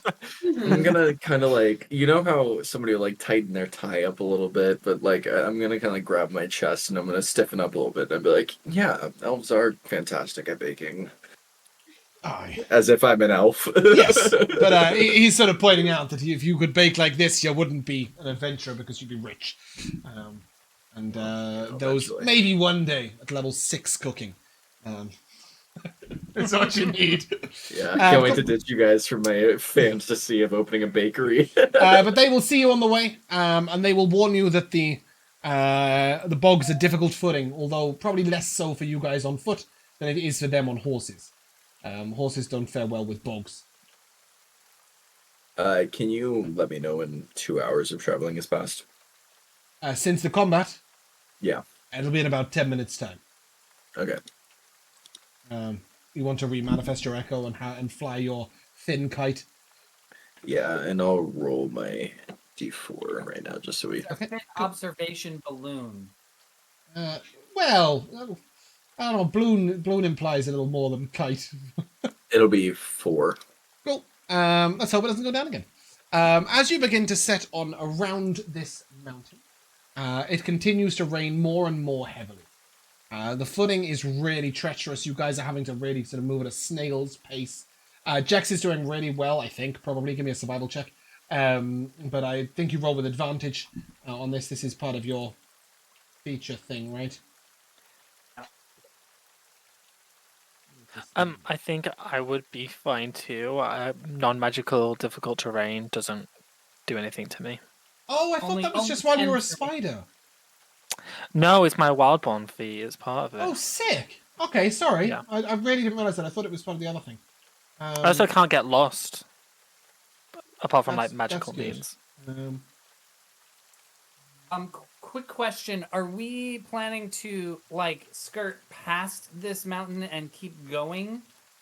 Yes. Is that the plan? We're kind of Yes. going along the foothills of it and like going around it. I'd also like to say that I didn't volunteer to rehold Finn's rope, by the way. No, you don't have to. It's No, just I was I'm asking. quite content at this point to walk. That's just because I'm not rolling any of these checks here. He Well- has symbol to pull him along. I do, but so they said they killed an entire tribe. Yeah, Mhm. they got themselves a goblin, an orc tribe up on the hill. That's very impressive. Well, you don't know Is how many it? people are in the tribe. Could be 8 of them. Tribe sounds like more than a couple. 4-ish is It what I think. sounds like children. Yeah, maybe it was just a nursery. There we go. Belgrin, Hmm? Okay. you're a dwarf. Mm-hmm. Did they seem racist to you? I'd say that I think Kimball had an interaction back at the tavern where he was equally as racist towards what was it, Dernick. And he's just like, You- hey, Belgrin, put in a good word for us. You're also a dwarf. No, I more meant given you might have look. I don't read people at all. I read books, but given that you might have some understanding of what's culturally acceptable, do you think they killed the kids or made orphans? That's a good question. Does making an orphan out of a creature make you a bad person? As I like look over towards the baby owlbear we have stuck with our group now.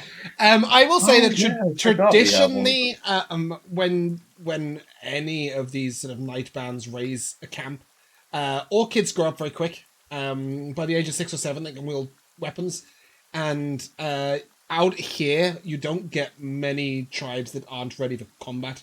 They would tend to burrow down underground if they had children in the camp. They go down into the caves and such. So you would assume that there were no children there, but you don't know for certain. Belgrin, you'd be aware that usually the orcs would raise the whole orc camp, children or not. The dwarves would even, sorry. But so would most other adventuring groups. It's sort of seen as orcs will be evil if they grow up. Maybe not babies in their cribs and all, but you know. I don't know if it's got a dagger in its hand instead of a rattle. But yeah, then you can go up the mountain to see the remnants if you wish. But you need to come back down this side. That's the problem. Excuse me. You need to go up and then come back down and then skirt around. You cannot cross over this mountain without some serious climbing ability. Seems like a very unnecessary sidetrack. Honestly, I thought the only reason to go up there is if they didn't kill the kids. So you Give could. them a few Oh, aggressive piercings. so it's not Hugo who kills babies, it's Finn. An ear's an ear. Take their ears. Oh, that's all right then. Just mutilate them. Yeah, just That's mutilate them okay. a lot, You would yeah. know they would have left no ear-bearing creatures on the hill. I see. Mountain goat and all. Yes, every mountain goat up there is just missing its right ear. Yeah. I wasn't necessarily advocating for it. I was just saying it's an option. Okay. Thank God Finn wasn't here with the baby goblin. Yeah, he would have been riding the spider. But anyway, as you guys go around the corner and move around this this mountain, you'll start to see the beginnings of the foothills going up, and these are the hills you're going to have to traverse up into. I'm just going to take us to the world map briefly to move our token and acknowledge where we are. It hasn't moved all that much, don't worry about it. You have gone a whole... Yeah. But you're starting to see the hills and mountains rising up. At the moment, they're just low hills that you're going to be sort of up and down, and then slowly moving up into the mountains. You know that eventually you're going to have to move into over the low mountains and down into the sandier, deserty areas to the west. But for now, as you approach those hills, I will take a D100, please, from Pumpkin. Not James, to can you get let me you know money when we get by to lightning. difficult terrain? You are already on difficult terrain. You have been for about 3 hours. Oh, okay. This whole bog is difficult terrain. Why? I would have offered someone a lift. And gone wild shape. Yeah, How just for long does an your wild hour. shape but- last? I know. Okay. You could potentially have taken Kiara Or for can you an let me hour, know when but it gets? Can you let me know when it gets like? when it gets difficult, I'll start asking for checks. At which Okay, point yeah. you can, you can Cool. see that. Coolio. That's a 77 on the Oh, D100. bear with me a second. I need to see what that is. Is There's it a something- level up? That's always I've always been rolling like double-digit numbers. Like I think last time I was asked to roll a D100 for like a check like this, it was a 33.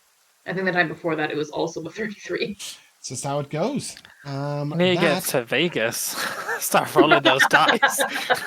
That's what you need to do. I'm gonna have to use a slightly different map. So sorry, guys, that there's no dynamic lighting here. There's also a river. Again, it's a tiny little picturesque. stream that is sort of cascading downwards, but you see sort of trees looming out on your right, and suddenly Jexera catches the movement of something out to the right. And as you turn, Jex, you won't be surprised, but you will get a single arrow coming out towards you. Jex just turns. Oh, it's you. And you step easily out the way as you see this arrow sort of fly down towards your feet. And I will ask you, please, for an initiative roll, all of you. This art is very pretty. Good shot. The map roll. The battle map, yeah. I bought 10,000 maps on Etsy. They're obviously AI generated. But, I bought 10,000 maps on Etsy, and this very is some of nice. them. I've got a few like this. Yeah, then we're back to rolling normal. That's all right. Okay, let me know when we've got a roll for Kimball. A 24 for Kimball. Okay, is anybody swapping initiative? I've got two Anyone want to fours, swap a the 13, a 4? 16, a 22, and a 24. Do you want to take Kimball's? What did Kimball roll? A 24. 24. Yeah, I'll take it. You okay?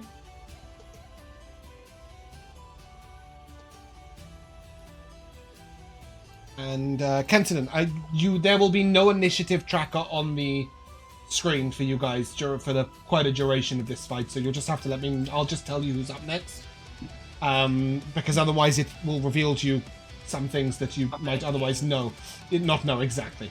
So Kenton, as this fight breaks out, you spot a single goblin firing an arrow up on this hill. He's standing on a sort of rocky precipice. Yeah, that guy. And he fired all the way over there, straight at you. Actually, can I ask you guys to just give me 30 seconds? Yeah. Before you move. I'm just going to put in some of the dynamic lighting, because I'd originally planned on doing this, and then I had to use a different map.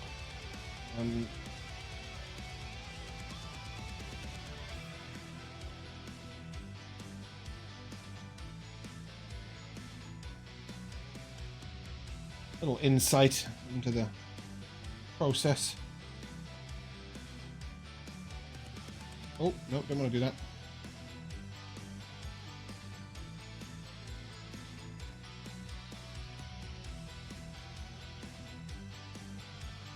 Oh, come on, internet, work, please.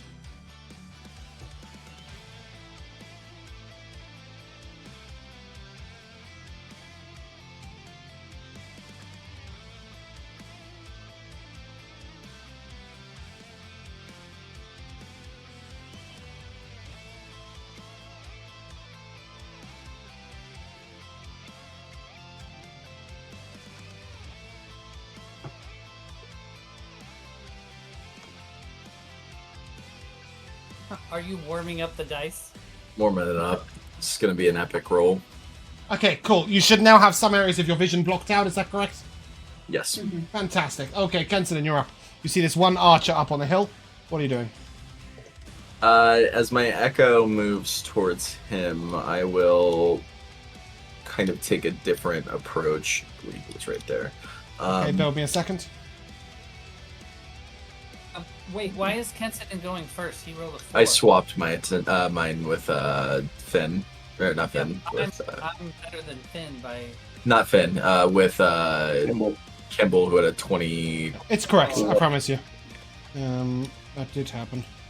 Fantastic. I'm gonna turn around and I'm gonna say there's a lot more of them.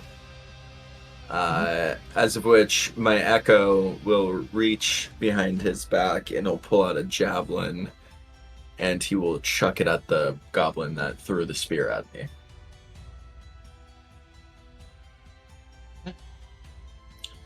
That will be Who shot with the arrow up here? yes, Can you throw a jump? 30 to 120. Okay, so you're rolling with disadvantage, yeah? Would it be with disadvantage if it's 3120? Yeah. 30 feet a straight roll, and 32 anything above 30 and below 120 is with disadvantage. That's fine. So that'll be either a 6. So that's either 17 or 22. So 17. Yep, that'll hit. So as he pulls out his javelin and just throws it up there, it'll be 6 damage Okay. into the sniper at the top. Yep. He sort of moves back and it just catches him in the hip. He seems very angry. That's about that. Yeah, the second creature turn. I'll stare the goblin in the front in the eyes as I unsheath my sword as the flames lick out behind me. I want to make an intimidation roll, just to let them know that I'm coming. Okay. You shout out. I'm not going to ask for a check. They do not appear even slightly bothered by you. They don't care you're coming. They do not care. They are mighty frightening. They feel secure in their numbers.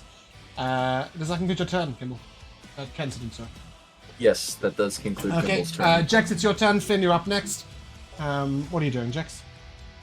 I am going to. Can I start off, sorry, by asking you for a perception check? Sure.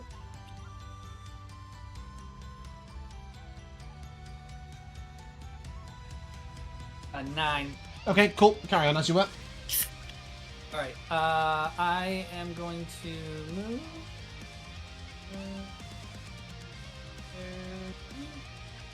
Make it closer than that, so I can only really see the two up there.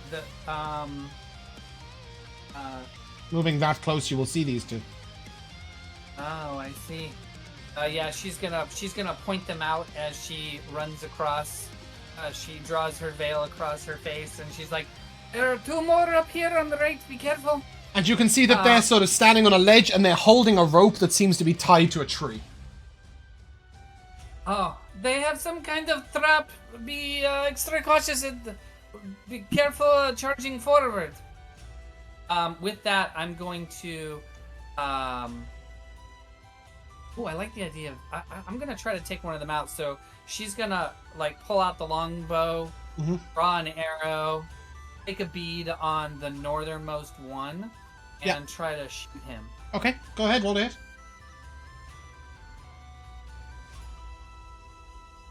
16. 16 hits. Right.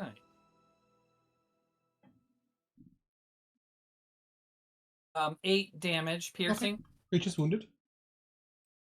So she sends an arrow into him. And does his grip on the rope slip at all, or No.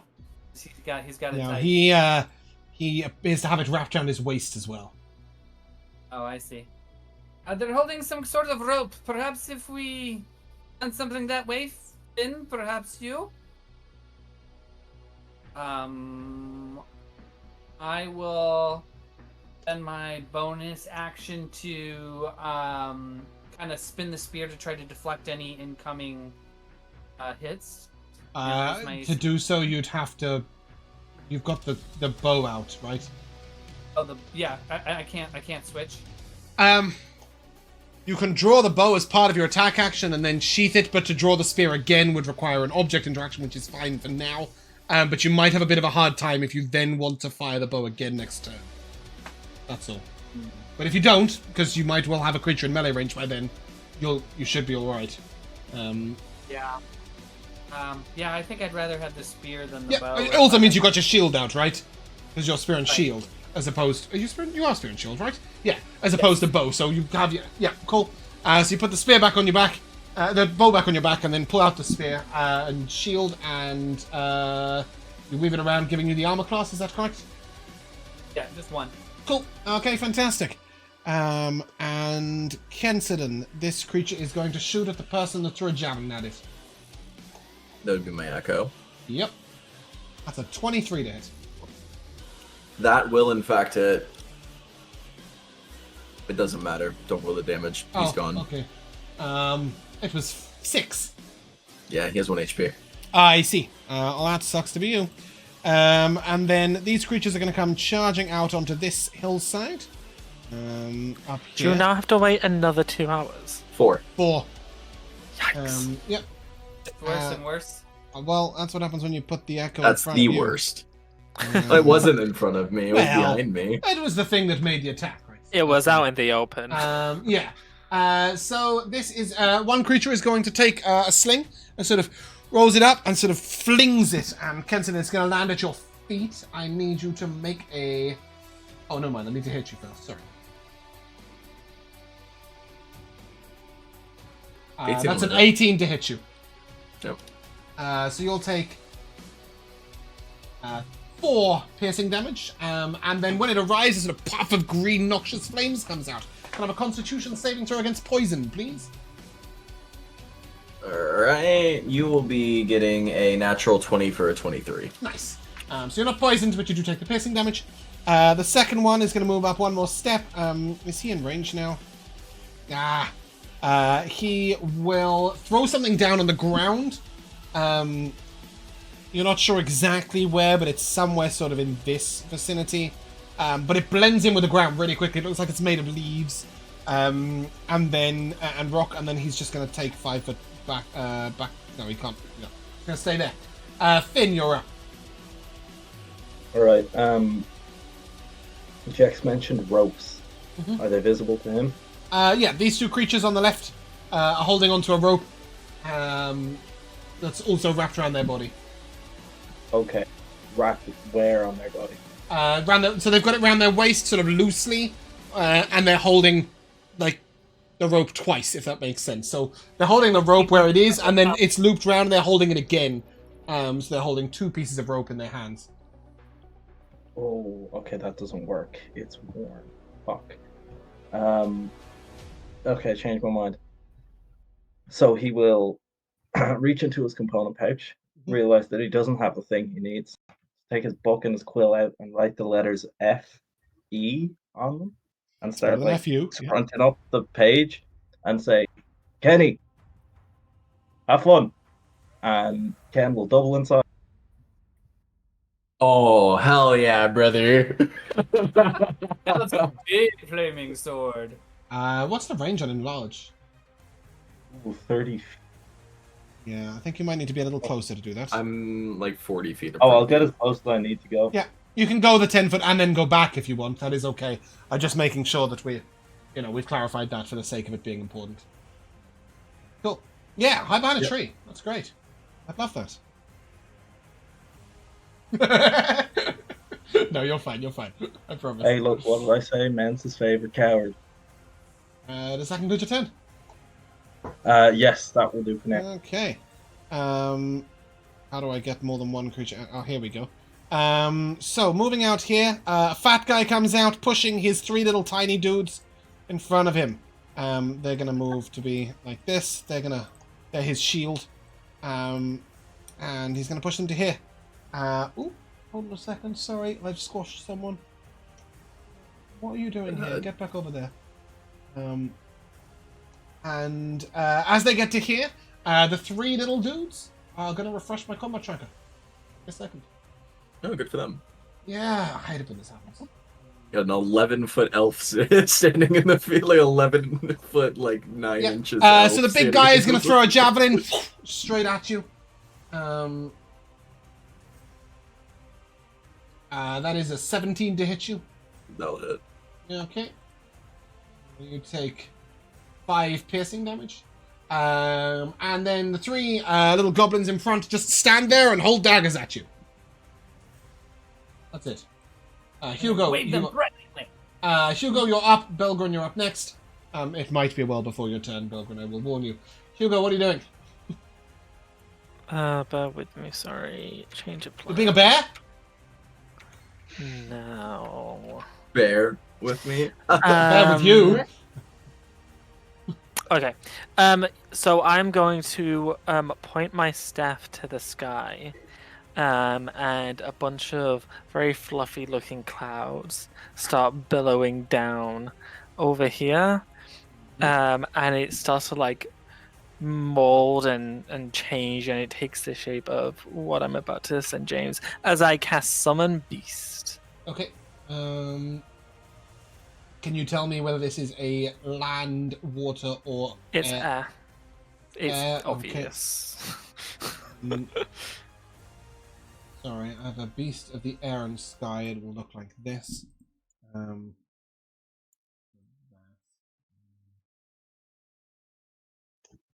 Put this in Hugo's animal forms, I guess. Bear with me a second while I just light the shit. Oh, come on. You won't let me do that? Let me do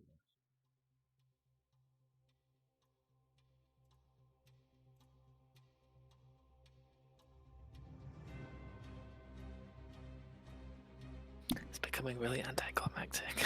Yeah, the internet is really struggling right now. I think that might have popped up. I don't know.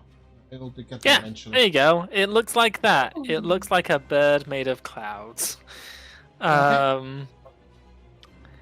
Yes. Cool. And it shares my my initiative, but goes after me.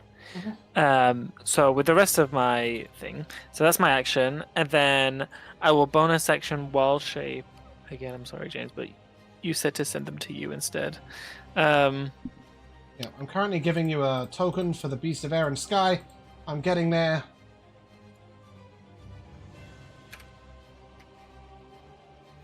For those people who can see on stream, it is taking hours for these things to load. It's all good.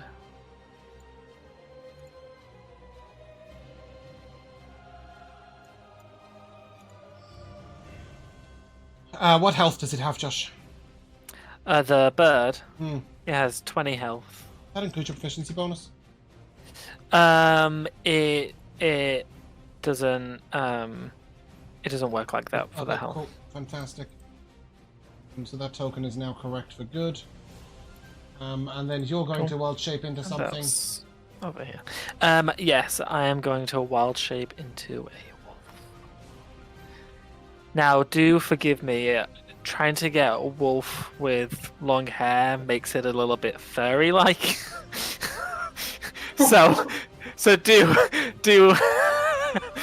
not too badly, but a little bit. So just try and don't think of it like that.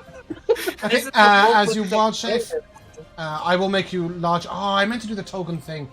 Tyler taught me how to do the token thing, and then I didn't do the token thing. At some point, I will give you an alternate form that says I'm wild shaped, but I haven't remembered to do that yet. So I'm just going to make you bigger, so we know. Even though I think the wolf is a medium creature, he's a large beast. Oh, great. Okay. Oh, it's a dire wolf, is it? It's a dire wolf. Fantastic. Okay, do a thing.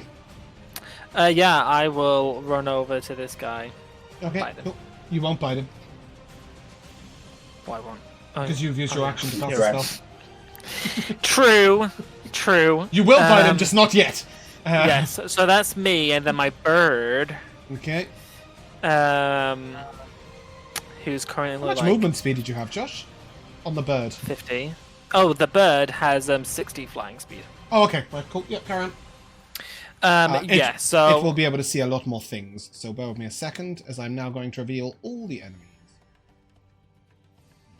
Yeah. Wow, there we go. I think that should be everything. Already. Yeah, a couple little warriors who are chilling over here. Might as well have just gone for the goblin encampment. Well, you found one. It just wasn't the one you were expecting. I did say. There aren't 100 goblins on this screen. Just to be really clear. Okay. Let's see how you fare against this number of goblins. What is your beast doing? Yeah. So now that it can see, it's actually it's going to ignore this one, and it's going to go straight for this ritualist goblin. Okay, cool. It won't provoke opportunity attacks because it's got flyby. Yeah, so it's gonna peck. It's gonna peck at him. Please do. What's my to hit? That's a 13 to hit. And that's against the ritualist. That'll miss, I'm afraid. Okay. And then the goblin ritualist sort of raises its staff and sort of knocks your bird away. Rude. And then the bird will fly 30 feet out of range, up. Have you got the up and down markers? You should have right at the bottom. You have a little 30. And scroll all the way down, and you'll find those elevation markers. Cool. While that's happening, the Spearmaster is going to advance. Spear on spear action over here. We love that in our community. And is going to poke you, Jex. So it's going to get with its spear for a 5 to. Oh, sorry, that's a 15 to hit. It misses. Cool. And then it is going to try and hit you with the blunt end. Hola, master. Well, sort of. It's still its action. 15 will miss as well, I assume.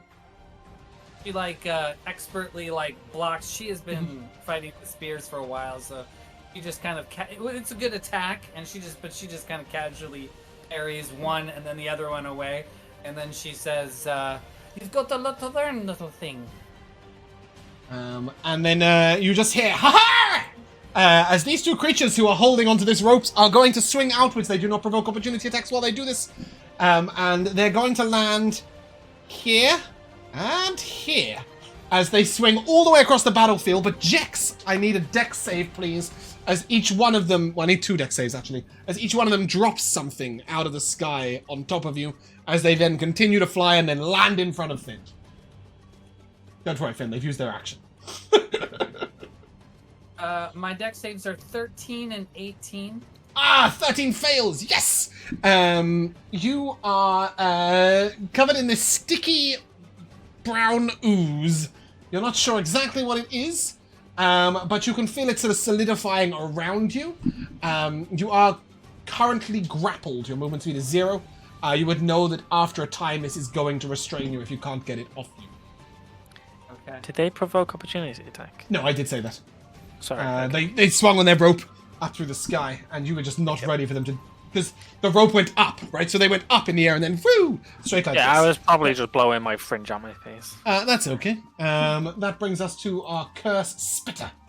And this looks like the person who's in charge. And as they step forward, I'm just going to make this token large so you can see what they're like. What they look like. That's him. He's chilling there. He's got his little skull out and his staff. That is a very large token. Let's make him smaller again. Oh, I've taken Hugo with him. Where did Hugo go?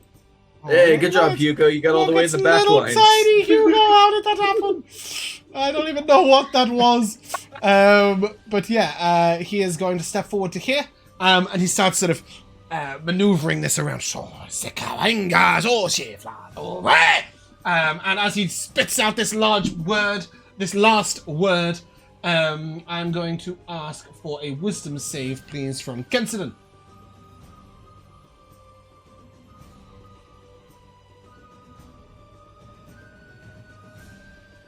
16.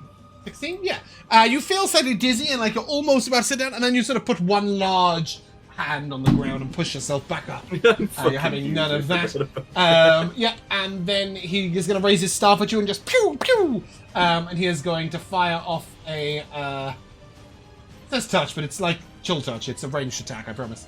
It's a 23 to hit you. Thank God he's not me. That would have crit. That is you. Oh, right, I see. Yeah, 5 poison damage to you, and I need a constitution save against poison, please. As he steps back into the shadows. And he is going to try and hide. Deserve 12. A 12 is what you needed. Cool, fantastic. Some dude with an axe is going to come running out here. Ooh, I've got a thing. This is exciting. 5, 10, 15, 20, 25, 30, 35. So he's going to take the dash action, but as part of his dash action, he can make an attack. It's not very good, but he's going to do it. It's a charge attack, so if it hits, it does some extra damage. It's a 17 to hit you. And as he sort of comes in, and he pulls down this huge great axe, and it'll deal additional d4 of damage. That's nice, isn't it?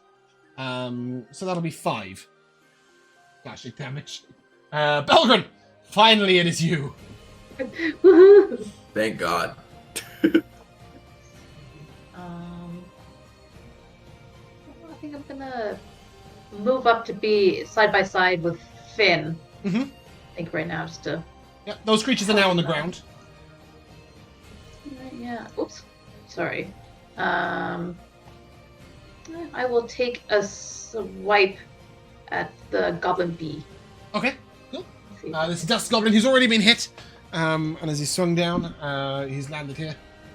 He's looking very pleased with himself for dropping a little bomb on Jexera's head.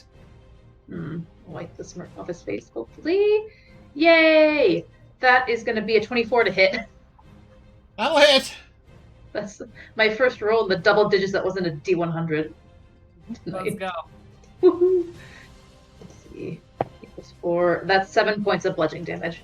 Oh, we bring him to his knees with damage. Doesn't it do extra? No. If they're it not- was they're not a fiends or fiend or undead. undead. Goblins. Oh. Any Yeah. bonus action from you, Bob? I don't believe there's anything. Oh, actually, quick question. Because before when we used this, it was I had to be below like half my hit points or less to activate the whole aura thing, but it's not like No, that anymore. that was only the first time you discovered it. No, it's just a bonus Oh, okay. action just to turn it on. Okay, that's why. Yeah. Okay, then yeah, I will use my bonus action to turn on. That's a 10-foot radius, is that right? Yes, 10 Okay. feet for 10 minutes. Yep. Fantastic. So Finn, you will have +1 armor class 1 in that aura, as will Belgrin. Cool. Does that conclude your turn? Yes. Kimball. That's you, Finn. Quick look around. There's nothing coming from behind us that he can see. No. Alright. There's like open let's plain take- behind you, so you know 100% nothing's coming from there. And Jax can't move. Jex is grappled, covered in a sort of muddy liquid that's solidifying fast. Okay. His tinkering wouldn't lead him to understand what this is or how to get rid of it, would it? I think anybody would know that it would need to be doused with water to re-muddy it, and then brush it off. It would take an action for somebody to cleanse it, but it would need to be in touch range. Alright, fuck that. We're gonna start blasting the dust goblin. Ironically, if it was you could have done it as a reaction. But it ain't you. So, yeah, go ahead. Who are you going to hit? The two dust goblins. Okay. We'll go with the nearest one first. That is on the brink of death, has 1 hit point. Okay, we'll go with that one second. Okay, thought you might. First hit on the other one.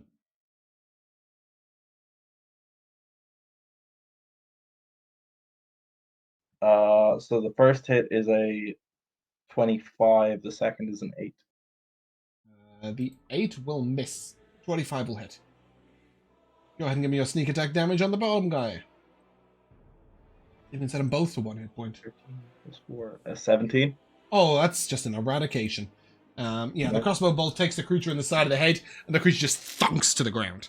His ear is still intact. Alright, that's perfect. Any bonus action for me? That's the second Oh, shot. Is yeah, the you have bonus.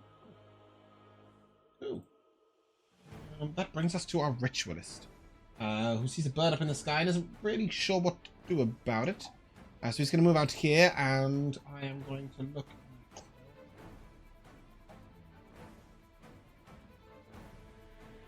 No, I want to measure. You're the only person I can. Ooh, we can move 5 foot here. Okay. Yeah. He's going to cast Bane. I'm going to ask for a charisma save, please, from Kensidon and Jex. I don't think he can quite get himself. 15. Oh, he can. And Hugo. We'll go there instead. Will be, yeah. 9. Oh, what save, sorry? Charisma save. Uses your own stats, not the beast's. Is this against being frightened? No.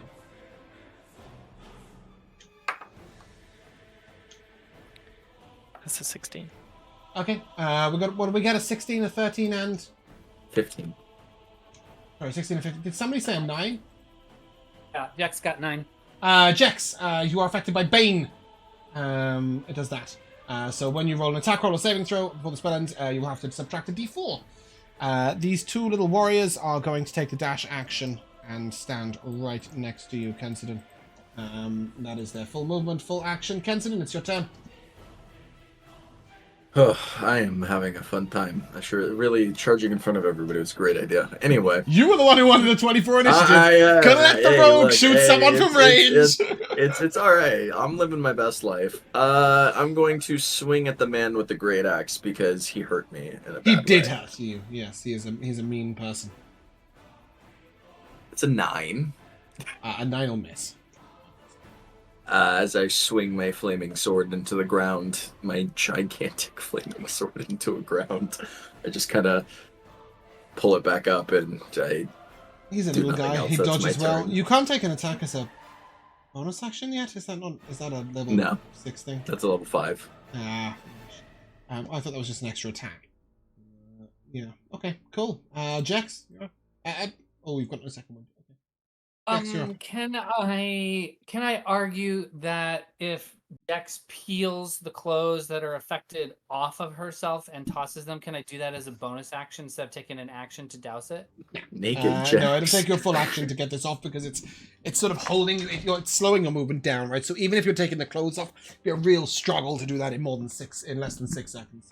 And I will spend my turn clean. Do bear in mind that creature is within range of you. I'd prefer to attack and just to let it solidify and restrain you, slow it down.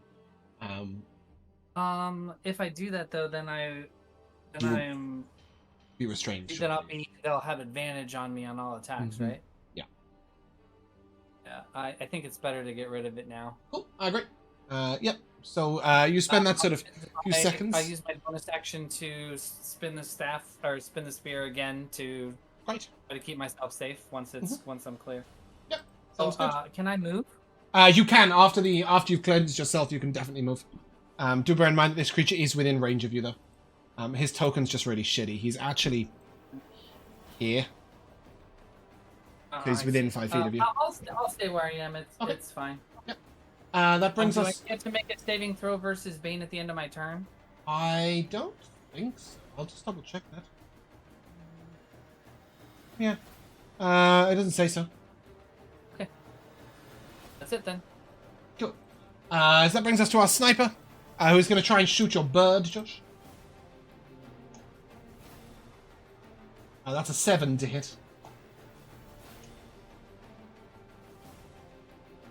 That will miss even a bird. That'll miss. Yep. This trapper is going to move up to here. And Kenson, he's going to try and throw a net at you. Is the net even big enough to try it? Even? No, it just lands on your foot. It's a 6. And then the other one is going to move to here. And I think I'm just in range. Oh, I am. Finn, coming your way is a little strange thing flying at you. That is a 13 to hit you. No. Ah, your new robes protecting you. It's your turn. Okay. I've tried to measure this out, but I'm going to use the template. You're gonna use a tampon? Sorry, That's what I heard template. too. a template. Okay. What spell are you using? Sleep. Oh, there we go. Yeah, Sleep. sick. That's So he'll great. reach in his bag, take out a cricket, which is now dead, and start rubbing its wings together to make the noise. Beautiful. Oh, and second level, Okay. Roll me your 68, I think. 78, 78. It's 2d8 per. 32. Okay. Can you subtract these numbers for me? 6. Yep. 12. Okay. 18. I'll stop there. Bear with me a second. I need to put these creatures to sleep. I've got a zzz somewhere. Do you think I can fucking find it? There it is. 1. Yep. 2. Mm-hmm. 3. And then we've got a 9, I think. So 6, 12, 18, 9. Yeah. What's left? Nothing. You can't get the guy with the 18, but you can get the 6, the 12, and the 9. No. That was 6, 6, 6, 9. So Oh. yeah. Oh, shit. Yeah. What's left? So it's 5. Okay. There is nothing with 5 hit points, obviously, because I went up in numbers. Cool. So yeah, you put 4 creatures to sleep. I'm going to remove this, You should now see the markers on them. This one might be hard to see, but he is asleep, the creature next to Kensidon. The 3 lackeys in front of the boss are asleep, and the boss is looking furious that they've fallen asleep. He's so angry right now. Does that conclude your turn? Oh, yeah. Okay. That's going to bring us to the Fat Goblin boss, and as his action, he is going to pick up this lackey here, and he is going to throw him at Kensidon.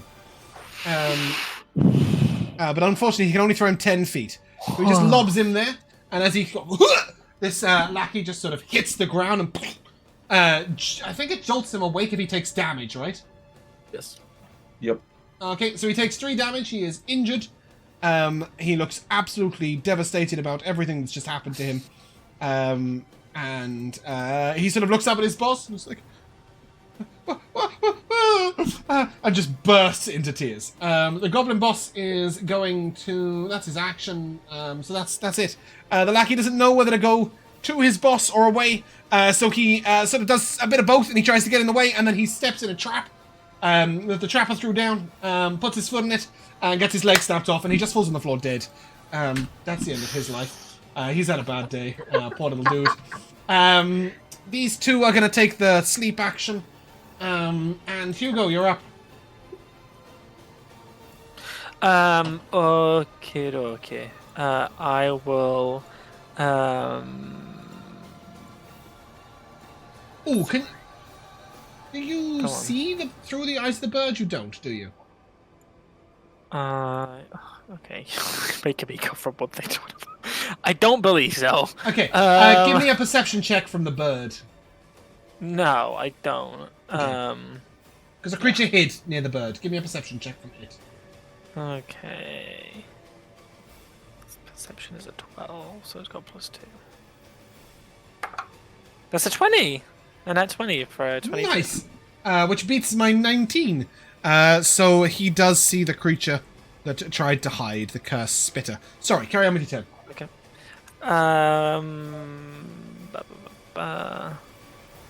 Okay. I will run towards the ritualist and bite him. Yeah.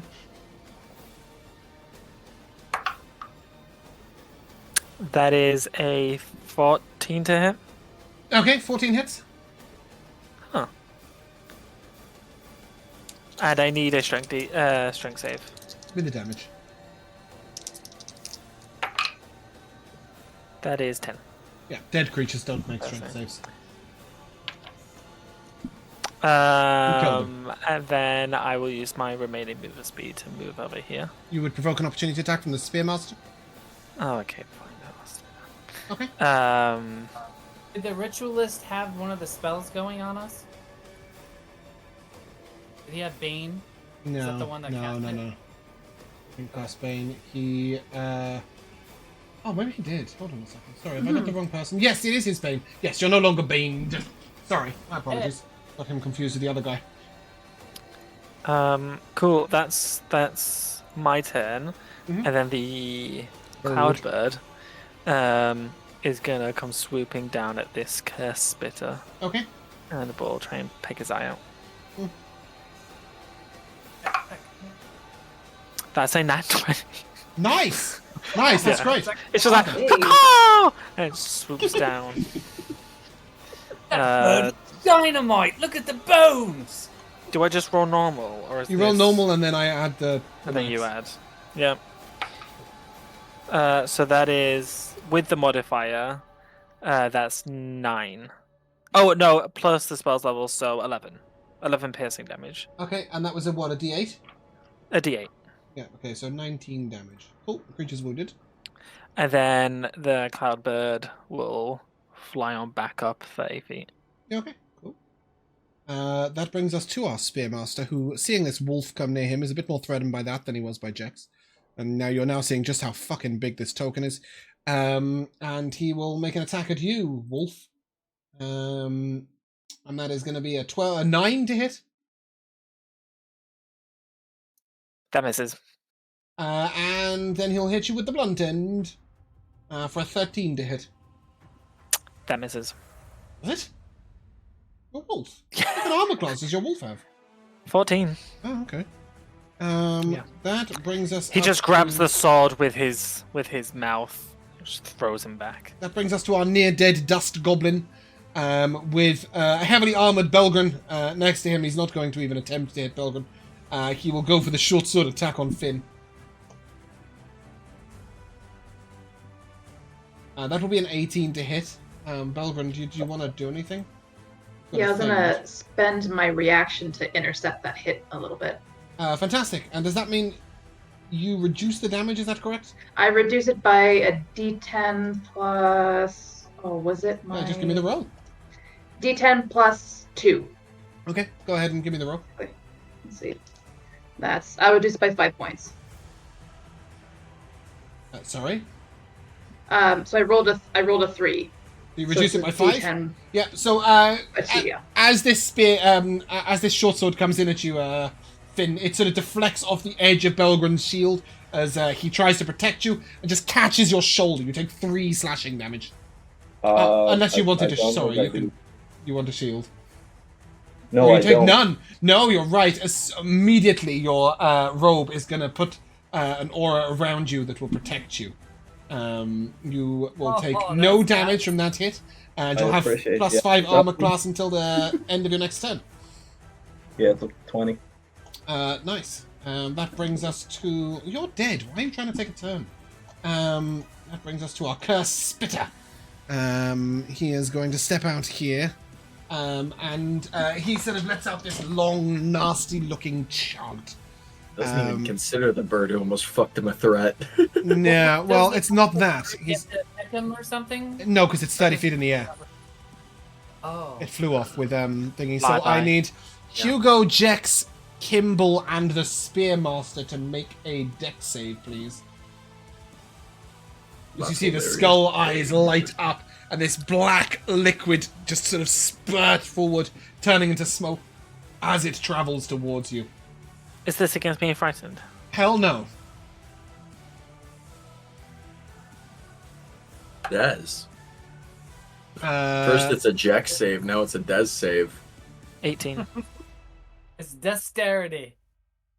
bear with me a second. Don't make fun of my accent. Dexterity save. Okay, the Spearmaster dies. Thank God. What did we get on our dex saves, guys? 18. Well, 12, and Kimball? One Okay. sec, loading. 24. That's a big number. Let me just see if you take half. No, so none of you take any damage. The only thing he did was kill his lackey. Go him. Nice. And again, he will try and hide. That brings us to our spine cleaver. Who is going to try and cleave your spine, Mr. Kensington. you saw it That's a coming. 25 He might, to hit. yeah. He's about to. Ooh, I think you survived that. I do. Nice, that's what we like to see. Belgren, you're up. As you turn, you see a giant Kensington nearly dead. I'll turn to Finn and I'll just ask him like, "Do you think you can handle this guy? You know, do the little thing again that you did on the other." He's busily exploring this magical shield that he has nothing to do with. Okay. Kimball can definitely finish that one off if not, or nobody can. It's really not that important. It doesn't do much. Alright, so yeah, I will leave. I'll provoke the opportunity attack to see if I can. See, I can get right up to Kensington. I Yeah. think 5, 10, 15, 20, 25. Get up to him real Ooh, quick. I hit you. God. How unexpected. With your plus What 1 does armor it class, have you've to- got 19 armor class, right? Yeah. And that's Yeah. max damage! I never Christ. considered that creature was even slightly a threat, but you could take 9 slashing in the back. That is awful. that- He's through the 2. A 20% chance to hit you. Murder. That's all right. Anyway, as you arrive there, what are you doing there? Let's see. Oh, I unprepared it today accidentally, but I'll do this other one instead. I will cast heroism. Nice. On. Is that on you or on Kensington? Sorry, on Kensington. Fantastic. Love that. Immune to being frightened will gain my spellcasting ability, but you will gain 2 temp hit points at the start of each of the turns.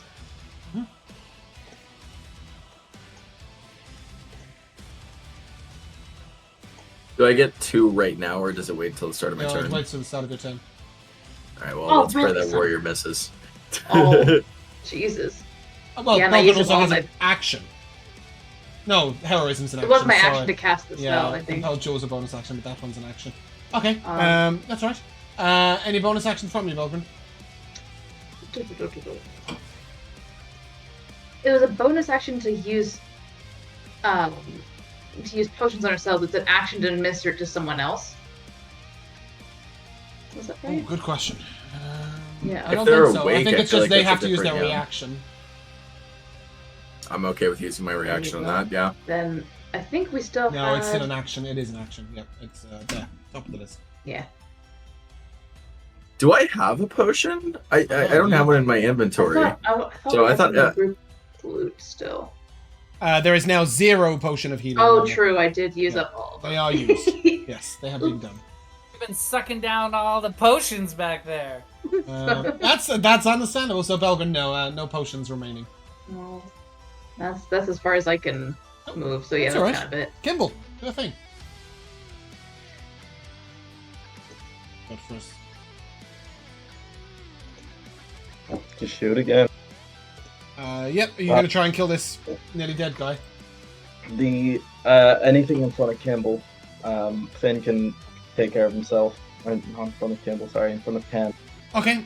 So the one that is awake is this one here that's about to attack. Yep. Okay, go ahead, roll. So hit. is the spine cleaver, just so you know. Well, yeah. Oh but yeah, he's getting it. You'll go before that, right? Yeah. You'll at least gain some 10. So we got fucking hell. First one is a 23, and the second one's a 9. 23 hits.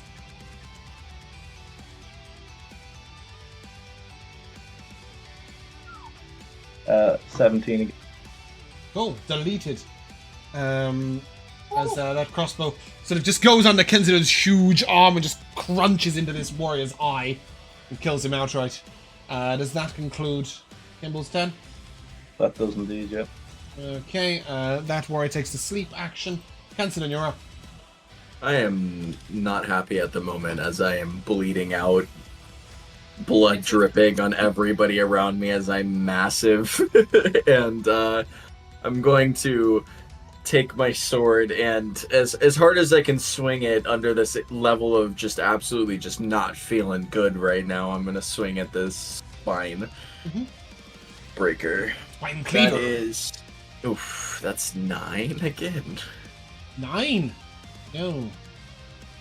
Yes, we're rolling good today, boys. It's healthy. With that, I'm going to reach into my pouch. I'm going to grab my As little you miss treat. this creature, he is going to attack you. Oh, that's exciting. It is with disadvantage.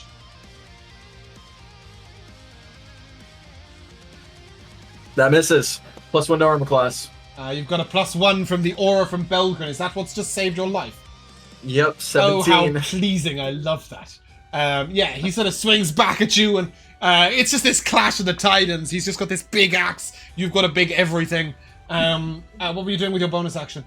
I'm reaching into my pouch. I'm grabbing my what is to be a very tiny treat at this point in my pouch, and I'm going to toss that in the back of my throat. You're going to take the 1 hit point? I'm taking is 1 that extra worth hit it? point and 2 extra temp HP. Well, no? it doesn't give... Or is No, just- it doesn't. It doesn't stack. add. It just stays. So Yeah, it would doesn't just stack, be but 1 hit point. just in case. There is. Everybody has 1, right? So might as well. You pop a tic tac. Yeah, I can see that. Okay. does conclude we my turn. will come to Jex, who now has movement speed, and you can do things. 1, 2, 3, 4. 2, 3, 4, 5? I'm counting squares. Sorry. Okay, I get 6 that's all right. squares. Yep. I'm gonna come here and I'm going to attempt to attack that. I get a +2, right? Because it's Mhm. flanking. Yeah, you can flank it from this side as well, but yes. It's a 21 to hit. Oh, that hits.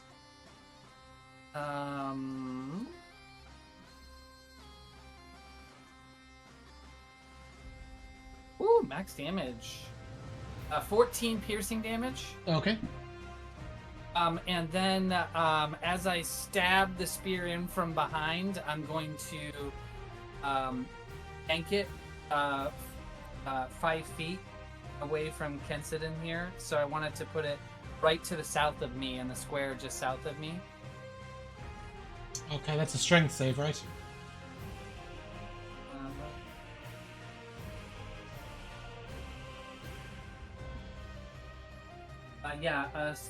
Strength save is 8 plus my dex. I think it would be a 15 right now. You're at 16 dex. Yes. Fortunately, it rolled an 18. This guy's pretty hefty. He's a strong goblin. It's 13. Oh, so he doesn't get moved. No, he does not get moved, I'm afraid. Anything else from you? I want to check one thing. 1 sec. Does he hurt? Does he seem really injured? No. No. Okay. I'm going to use my bonus action to use my Spear Dancer feat and trip his feet. That will give the next attack against them gains advantage. Yeah, sounds good. Does that conclude your turn? That is. Okay, the sniper's going to try and take your bird out again. That's a 15 to hit, Josh. Yes, it does. Okay, that's 5 damage. The trapper is going to make its way, both of them actually are going to make their way over here. And one is going to throw a net at Kimball, and one is going to throw a net at Finn. I don't know what a net did to deserve this, but she's getting it. Finn, that's a 7 to hit you. Kimball, that's a 6. Finn, you're up. He will lightly shit himself once the shield falls. Mm-hmm. Back into combat, just kind of like fumble with the book, and then 3 darts will shoot out of it. First one going into the first guy in front of him, and then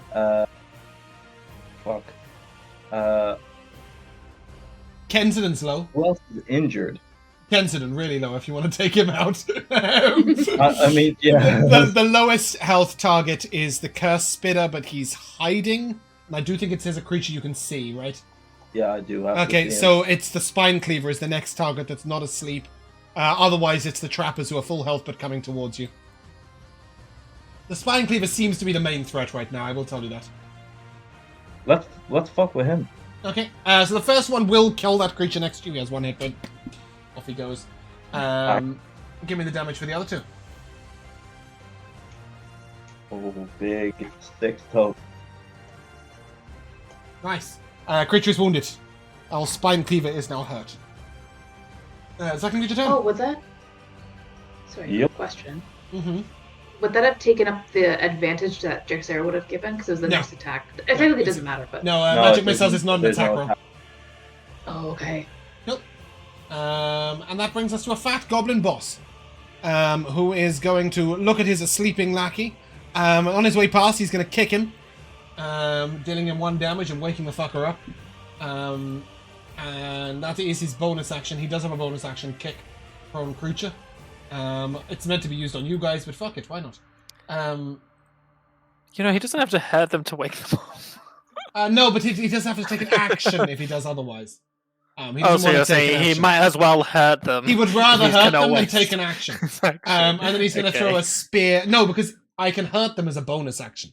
That's why he's doing it. I see. Yeah. Okay, And then as his okay. action, he's going to say, "Don't you advise me how to play my character sheet?" And he's going to throw a javelin at Hugo. I get a 22 to hit. Yeah. That's 3 piercing damage. Ouch. And then he's going to pull out his great club for his second attack. And he's just going to hit this guy, but gently, dealing him 1 damage and waking him up. He's going to wake his lackeys. And then he is going to retreat back behind them because he's a pussy. Hugo, you're up. Could me and my bird try and Oh, find sorry. that? I'm an idiot. He woke them up. They get a turn. That is how that works. So they're just going to wake up and take the dodge action. Carry on. Sorry, you were saying? Can me and my bird try and find the guy who hid? Yeah, give me a perception check from the bird. I rolled an nat 20 on the stealth check. Okay. So you need an nat 20 on the perception check. I can't be bothered. Can't be bothered. That's a That's very just- valid answer. I'd rather not get disappointed. Okay, cool. What else you doing? I will run up to this guy. Yeah, that's and bite Kenson. him. Yeah, no, I'm kidding. The spine cleaver, yeah? Yes, and have I've got advantage on your pack first hit. tactics. Oh, okay. Yeah, you have So I've advantage got anyway. advantage. You already had advantage from Jax, but that's fine. Kill it. Fuck Jax. I don't want your advantage. You promise breaker. Keep your advantage. You did roll. Jax did watch you roll down a hill and didn't join in as well. That did happen. You went down a sinkhole and Jax didn't. Double betrayal. That's why you refuse to use my advantage? Well, Yeah, pretty Yeah. much. What did you get, Hugo? Yeah. I got a 22 to hit. Oh, bite him. Chompy. Strength save, please. I've done a nat 20. That is a 7 piercing damage. You okay? Creature severely wounded, not prone. Cool. And then my birdie Is the will go birdie. down to the sniper. Ah, who's been shooting at him? Yeah, I like this. Caw-caw! Justice. Justice is about to be served to this sniper. That is a 17 to hit. Okay, that will hit. He is going to use his pathetic defense. This is called. He puts up his bow in front of the attack and reduces the incoming damage by 1. Very powerful. Okay. It's that his is- reaction. It's the only reaction he's got. I might as well use it. That's 14. That is piercing damage. double his hit points. The 1 makes no difference. He is dead. Yeah. Dead. Doesn't even get a death save. Off he goes. And then All that's the left bird of him will- is an ear. The bird will go back over Only here one right ear. to try next time. It's the left ear that's left. That's the No, only no. one. Yeah, exactly. Let's go to the curse spitter, who is going to manifest in vision. And he is going to throw his deadliest curses at you, Hugo. He is going to ask you for a Constitution saving throw, please. Is this against being frightened? Alright. Where's con save, you say? I did. That is a 16. Okay, that's a success, so you will take half of this damage, and you will not be paralyzed. So you take 2 Ouch. necrotic damage. And he is going to move to here. That brings us to the spine cleaver. That And motherfucker better not swing at anybody but me, I swear to he's going to God. make an intelligence check. He gets an 11, so he knows you're dying. So he's going to finish you. The wizard has goddamn misty right. stepped out of the call. Boy. Okay, the wizard. That was unexpected. Cool. Oh no, he's misty stepped Um, back. We've lost Ireland. The incident. They'll hit. I'll go down. I didn't want him swinging at anybody but me. We're in a duel. I'll go down for that. I- You're in a duel that Yeah. you've lost as you take 14 slashing damage. I am down. A second exhaustion card. I can't reduce any of I guess, yeah, we had only 2 hit points left. I'd have to roll a 10 to... Yeah, no, there's nothing I can really do. It's your turn right now, so I mean, but even if I were to reduce it by the maximum amount that I could, like, it would be... I could reduce it up to 12. which would So save from him. 14. I have thought- I He have had 4 3 HP. hit points because of his temp. So go I ahead. had You've two got a in free total, reaction. So I had 4 in total. Oh, sorry, you had what? You had 2 in 2. I had 4 in total. I had 2 temp and 2 total. So that was Go 4 ahead, in roll that total. d10. Oh, okay. Let him die. Watch him die. Help him die. Let's see. Ah, it's a 9. Ah. 9 plus 2 is 11. 9 plus 14 minus yeah. 11 is 3. That Kenton gives is you 1 alive HP. on 1. 1. As Nice. this huge axe comes down, it's about to take you in the throat, and Belgrin just bats it out the way with his shield. It catches your arm, Straight gashes across you my down, arm. but he is still standing. Goddamn right, brother. Great roll. hell Belgrin, yeah. Ultimate protector. it is your moment. Well, that was your moment, but this is another of your moments. Kill someone. I have a chance for another moment. Yeah, like moments. Trying to think. I want to try and take out this stupid cleaver guy, but like I'm gonna try and like wiggle my way in between the two humongous creatures. Yeah. Alternatively, you do have this guy who's spitting curses at everyone, so that is up to you. Aw. But you can just throw the hammer, right? Yeah, I also kind of want to move around to keep more people within my. And not only that, thing, but you also get to get the +2 if you.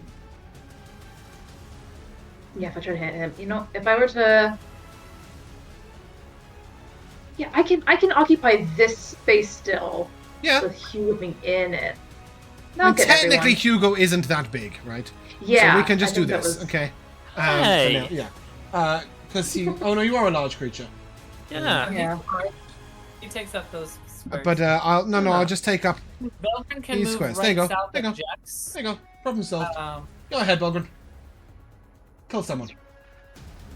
Please. Kenton is a valid option.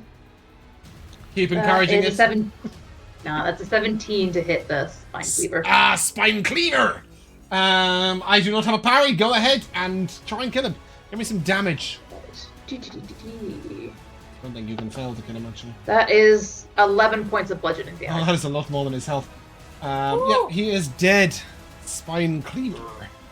Great goes round. down. Any bonus action? No. Kimball.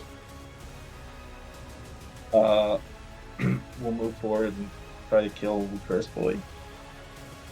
Okay. So, does he have a crossbow range of? What is it? His hand crossbow range. Oh, I calculated it out. Just about possible. Is the crossbow range 30?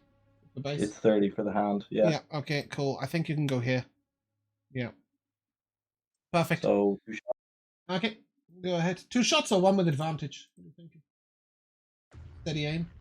One with a no, because you have to not move for steady aim. Oh, of course. Yeah. Can't cheat by moving first. you have to use your bonus action. Yeah. Well, no, the bonus action's not a problem, but moving. Yeah, you're correct. Sorry, Finn. Sorry, Kian. Carry on. 2 shots it is. 17 and Who needs 15. 2 shots when the first one's going to kill him? Bit of damage.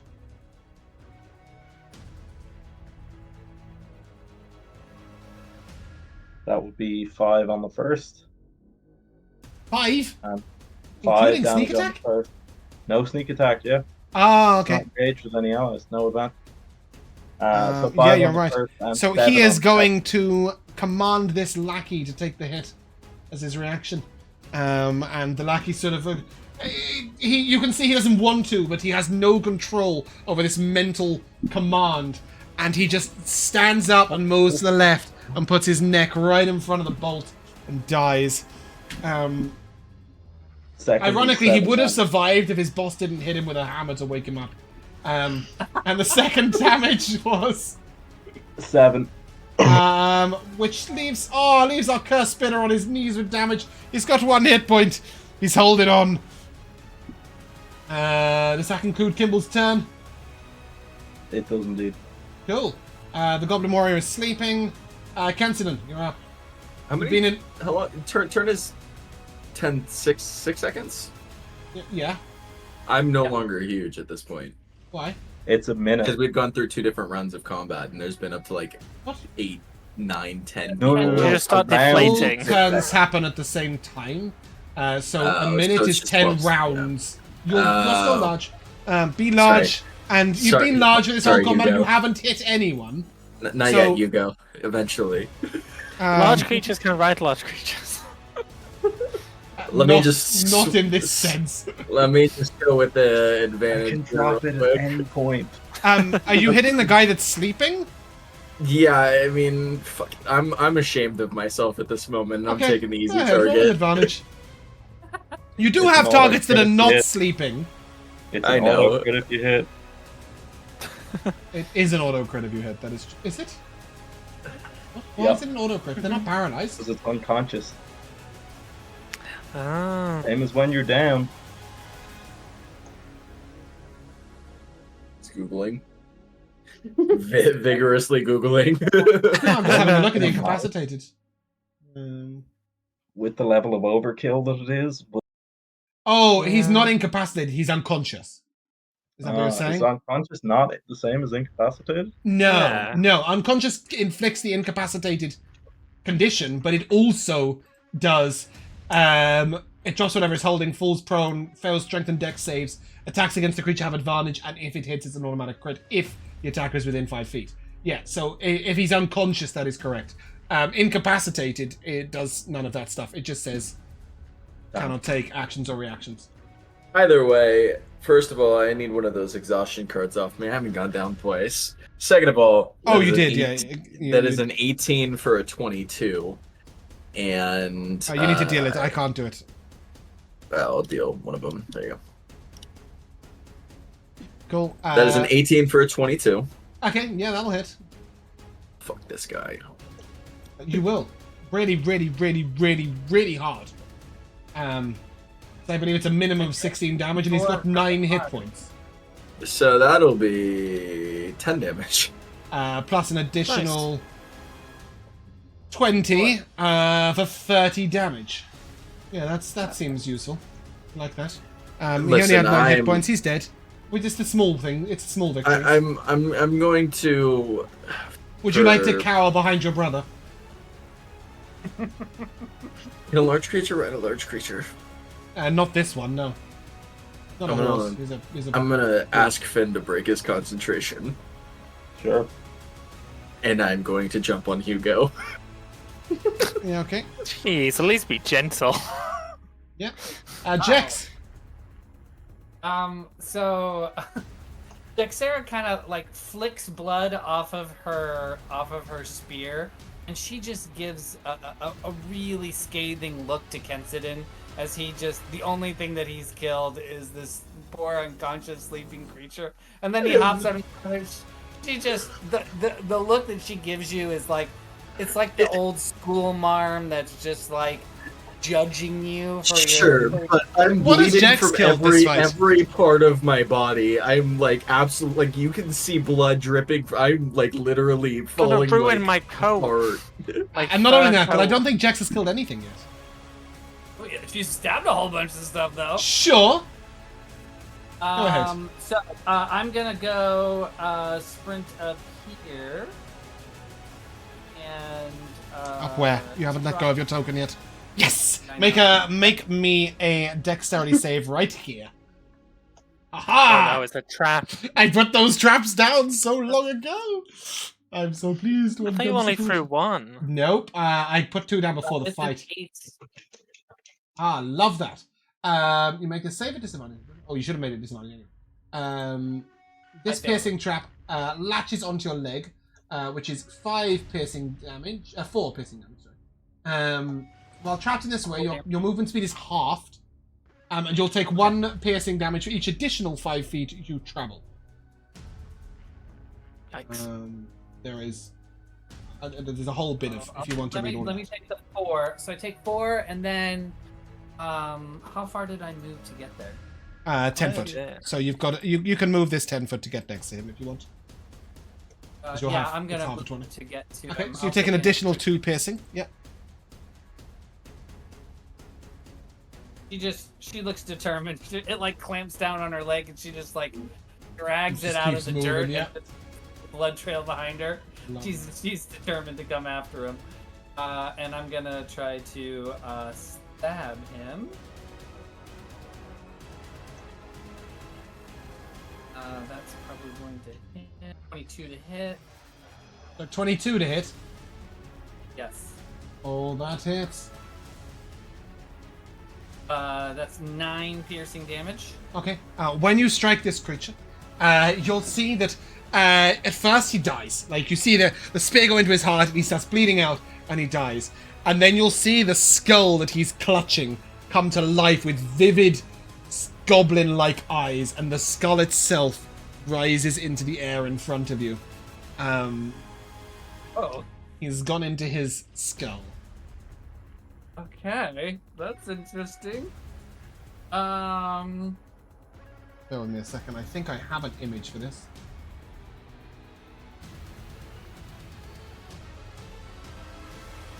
If a quick question, if I use favored foe against this foe, does it count for the skull as well? Are they the same creature? You can favored foe the skull when you hit the skull. You've already killed this creature, so there's no reason to favored foe it. The damage won't bleed over into the skull. Understood. Alright, her eyes are gonna kind of widen with alarm, and she is going to kind of spin the spear defensively and kind of back up, kind of limping a little as she drags the little trap. Mm-hmm.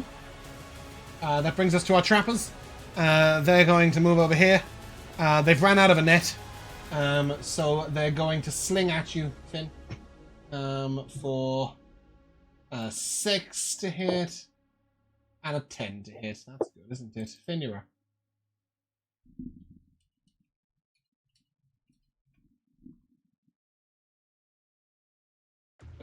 Okay, these two down on the right below him still Trappers? active? Yes. Yeah, they just missed you twice with 2 sling attacks. Are they threatening? I mean, they're trying to be. But if I like run past them to deal Oh, with, they'll hit. They'll try and stab you with their daggers. will they attack Dernick and Kiara though? Probably. Oh fuck me. Possibly. Uh, I've got better things to do okay. tonight. Yeah, so he'll move in front of them and get the cricket out and go to sleep, go to sleep, go to sleep. And try to sleep and go. Yeah, go ahead, give me a roll.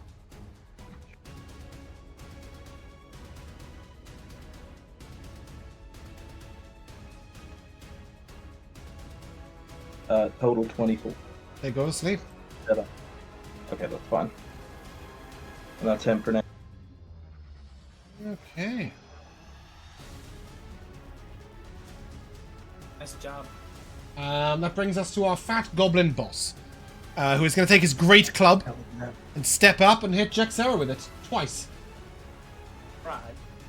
And he is going to get a +2 to these rolls because he is flanking. Also, I'm really sorry, I forgot to take a break. Just forgot, straight up.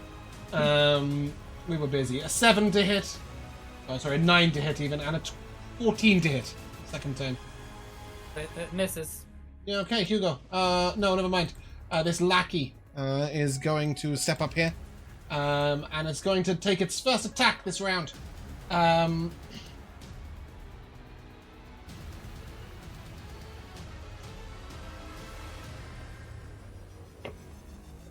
Oh, that's not what I tried to roll, but hell, it's 24 to hit you. So I assume hits, so you take Who's 1 hitting piercing me? damage. Yeah, you. 1 piercing. Hugo, you're up. With my brother on my back, I will gallop towards Gallop. this guy. Ow! To the lackey? Like that, but without like the wolf going through puberty and his Okay. voice cracking midway through. Are you going to try and kill the lackey, or are you going to try and kill the dangerous skull or the fat goblin boss? Fuck. Yeah, let's pretend I didn't go in within melee range of that lackey. I'll go round to the skull. Okay, you're going to the skull. Great. I'll go to the skull. Yep.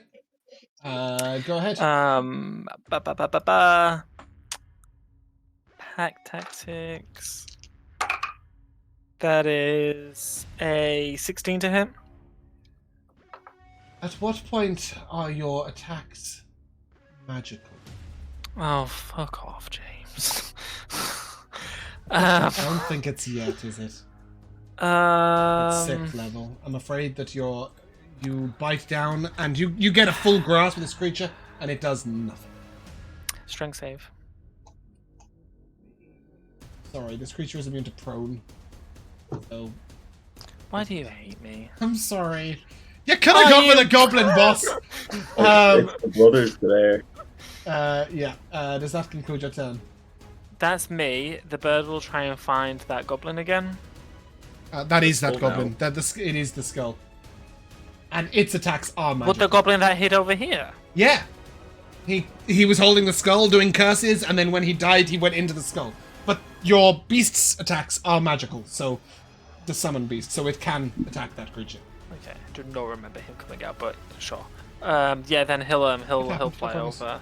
Okay. Let me turn him around. There we go. Caw-caw! +2 to whatever you roll. Yeah.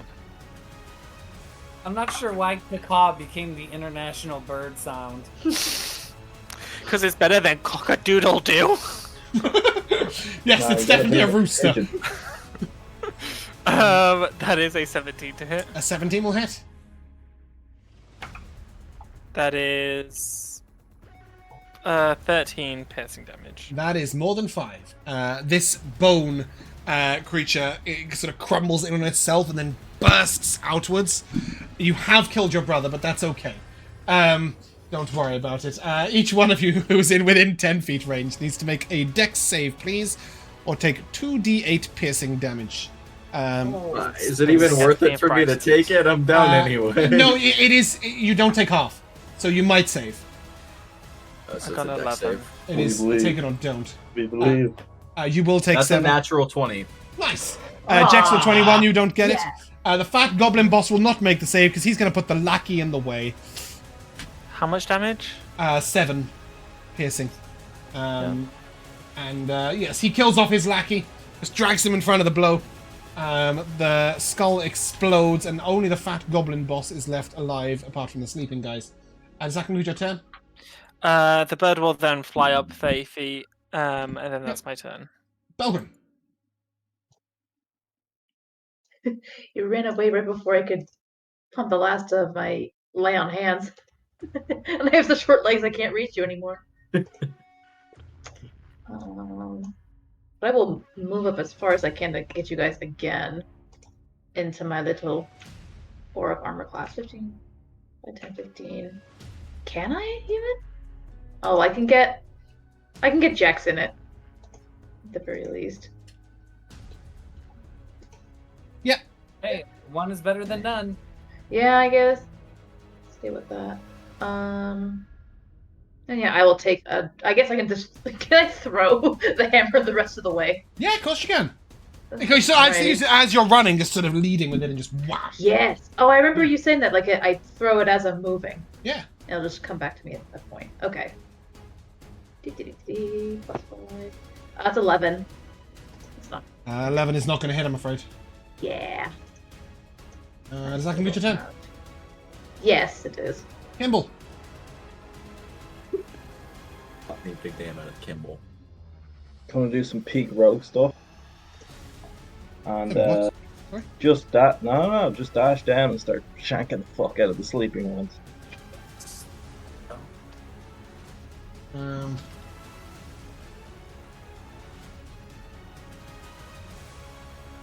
Yeah, go ahead. Cool. Just roll a hit.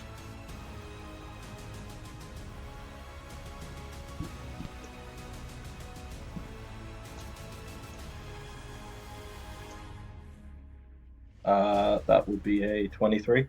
Creature's dead.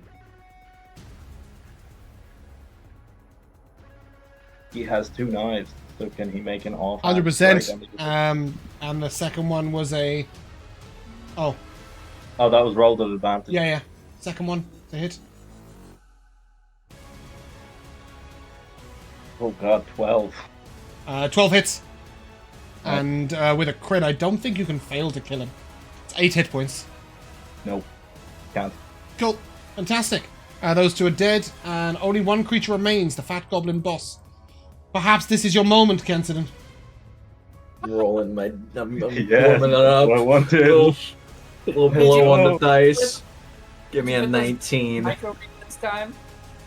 That was a natural 1 for an 8. Actually, Jax. sorry, for a 5. Jax.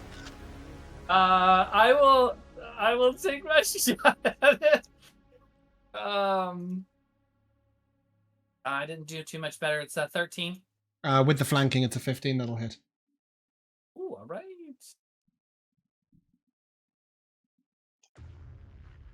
It's 10 damage. You okay?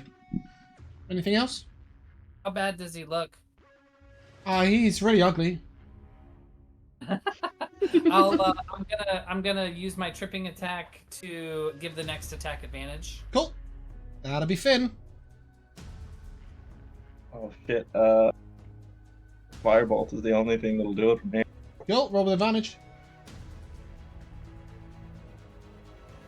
I should have just hit the button. So that would be 20. Oh, that'll hit. I don't think you can kill him though. 7 fire damage. You cannot kill him. He is wounded. Fucking And any bonus action from you? nope. Don't have And it. he is going to take his great club. Oh, for fuck's sake. And he is going to swing at Kensidon. I'm on Can top I- of Hugo, really? I don't have a reaction as a wolf, but can I use it to try and give like disadvantage or something like kick up or like? You can take the blow for him if you want. Yeah, I'll do Okay, that. cool. Oh my god. 9 bludgeoning damage. Not to hit. 19 to hit. Okay. Cool. And then, seeing that you're getting in the way, he's just going to turn around and crack it back the other way across Jack Sarah. But a 7 ain't going to cut it. Hugo. It's all you. Yeah. Hack tactics, +2 to hit. All that shenanigans. Creature's wounded, 8 HP left. No lackeys to use. Give it to me. Do not That is a 19 to hit. Oh, that'll do it. And that is strength save, please. He's not going prone, he's going dead. Oh, would you let me just pound someone? Fine, he got an 11, he got an 8. Thank you. They go prone when they die, Josh. No, that doesn't. That no. Oh, they T-pose, don't they? Was he prone before death, or was he dead before prone? Yes. And that is 14 piercing damage. That'll do it. Please describe And his then my grisly demise. bird. Please So describe his I- grisly. So like as he goes to hit Ken, I like rear up on my hind legs, and then as I come down, I like knock him over, and then I like bite into his stomach and rip out his intestines, and then as I do, my cloud bird swoops in and pecks out his eye. You know, like the bride does in Kill Bill Volume 2 Yeah. with L. It just Yeah. like that. Yeah, Great. and then swallows it. And as you stand victorious upon the battlefield, you may each take 180 experience points. Nice. And we shall come to the timeless tradition of MVPs. So just really quick XP check. We've got 1,945. 1,945, correct. I'll update the tracker. Cool. Okay. We had something of a recap from Josh. So we will start with Kian for a MVP. See, I've got a mixed one, right? I gotta give it to our dear boy Kung Fu Ken for just being a champ. He wasn't very useful, but he was there. I took a lot of hits for the team. You did take That that. was- You did take that. That was maybe the funniest nat one I've seen in a long time. Mm-hmm. But, And he there did. was also- I can't remember. Enlarge was great, just not on him. Yeah. It will be Yep. eventually, I just not just right think- now. Was it Josh went, we were doing the superhero pose back to back and goes over and shakes Paladin. Yes. Peak. Yeah, that was beautiful. Speaking of the Paladin, Bumpkin, your MVP. Oh. I probably did not make the most efficient decisions during combat, but the goblin encounter was pretty great to see how quickly the tides can turn. Because I got a little spooked when like all of the goblins finally seeing what the odds were. Sleep. That was actually Sleep. That Yeah, that sleep. was the moment, right? As soon as Yeah. as soon as the number advantage became your advantage, they went down like dominoes. So yeah, it was really cool to see. So then, yeah, special shout out to Kian then for that spell. That came in clutch. Wait, what? Oh, we need more AoE. Fuck, I gotta change. You'll my get there in a spell. couple of levels, don't worry. Yeah, you've been a bit unlucky in the encounters you've rolled that they've almost all had quite a lot of AoE. There are plenty of solo encounters. You just haven't found them yet. Nathan. So I have a player one and a DM one. Okay. My player one was actually Bumpkin,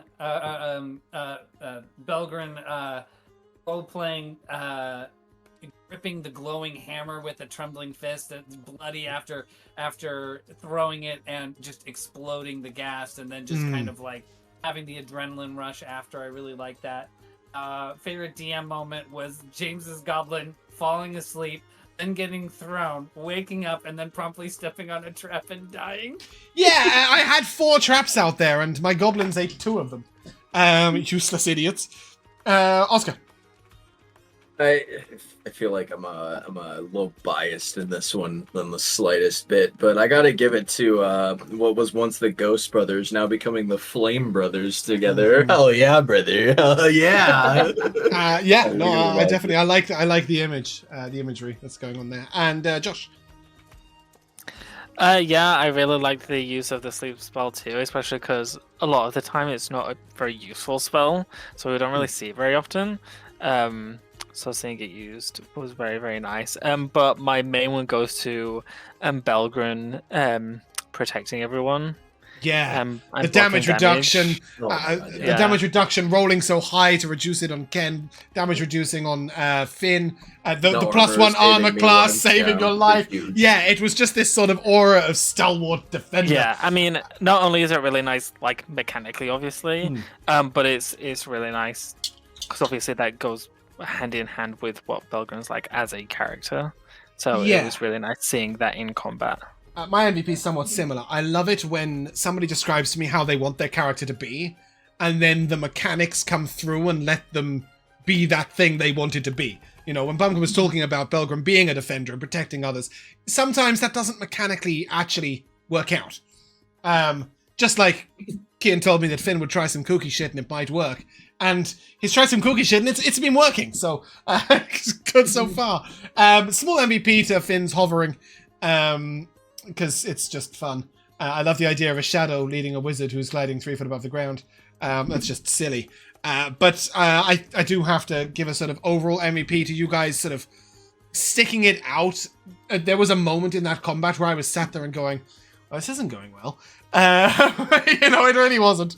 And just having faith and doing the right things and building on that and really getting somewhere. And it's you know, it's a lot of XP. Had a nice combat. We got to pull a sword out the ground. I told Josh that this episode would have quite a lot of focus on Hugo, and we didn't get there. So see you next week. But for now, that is where we're going to end. So if you guys would like to say goodbye, Bye. we shall see you soon.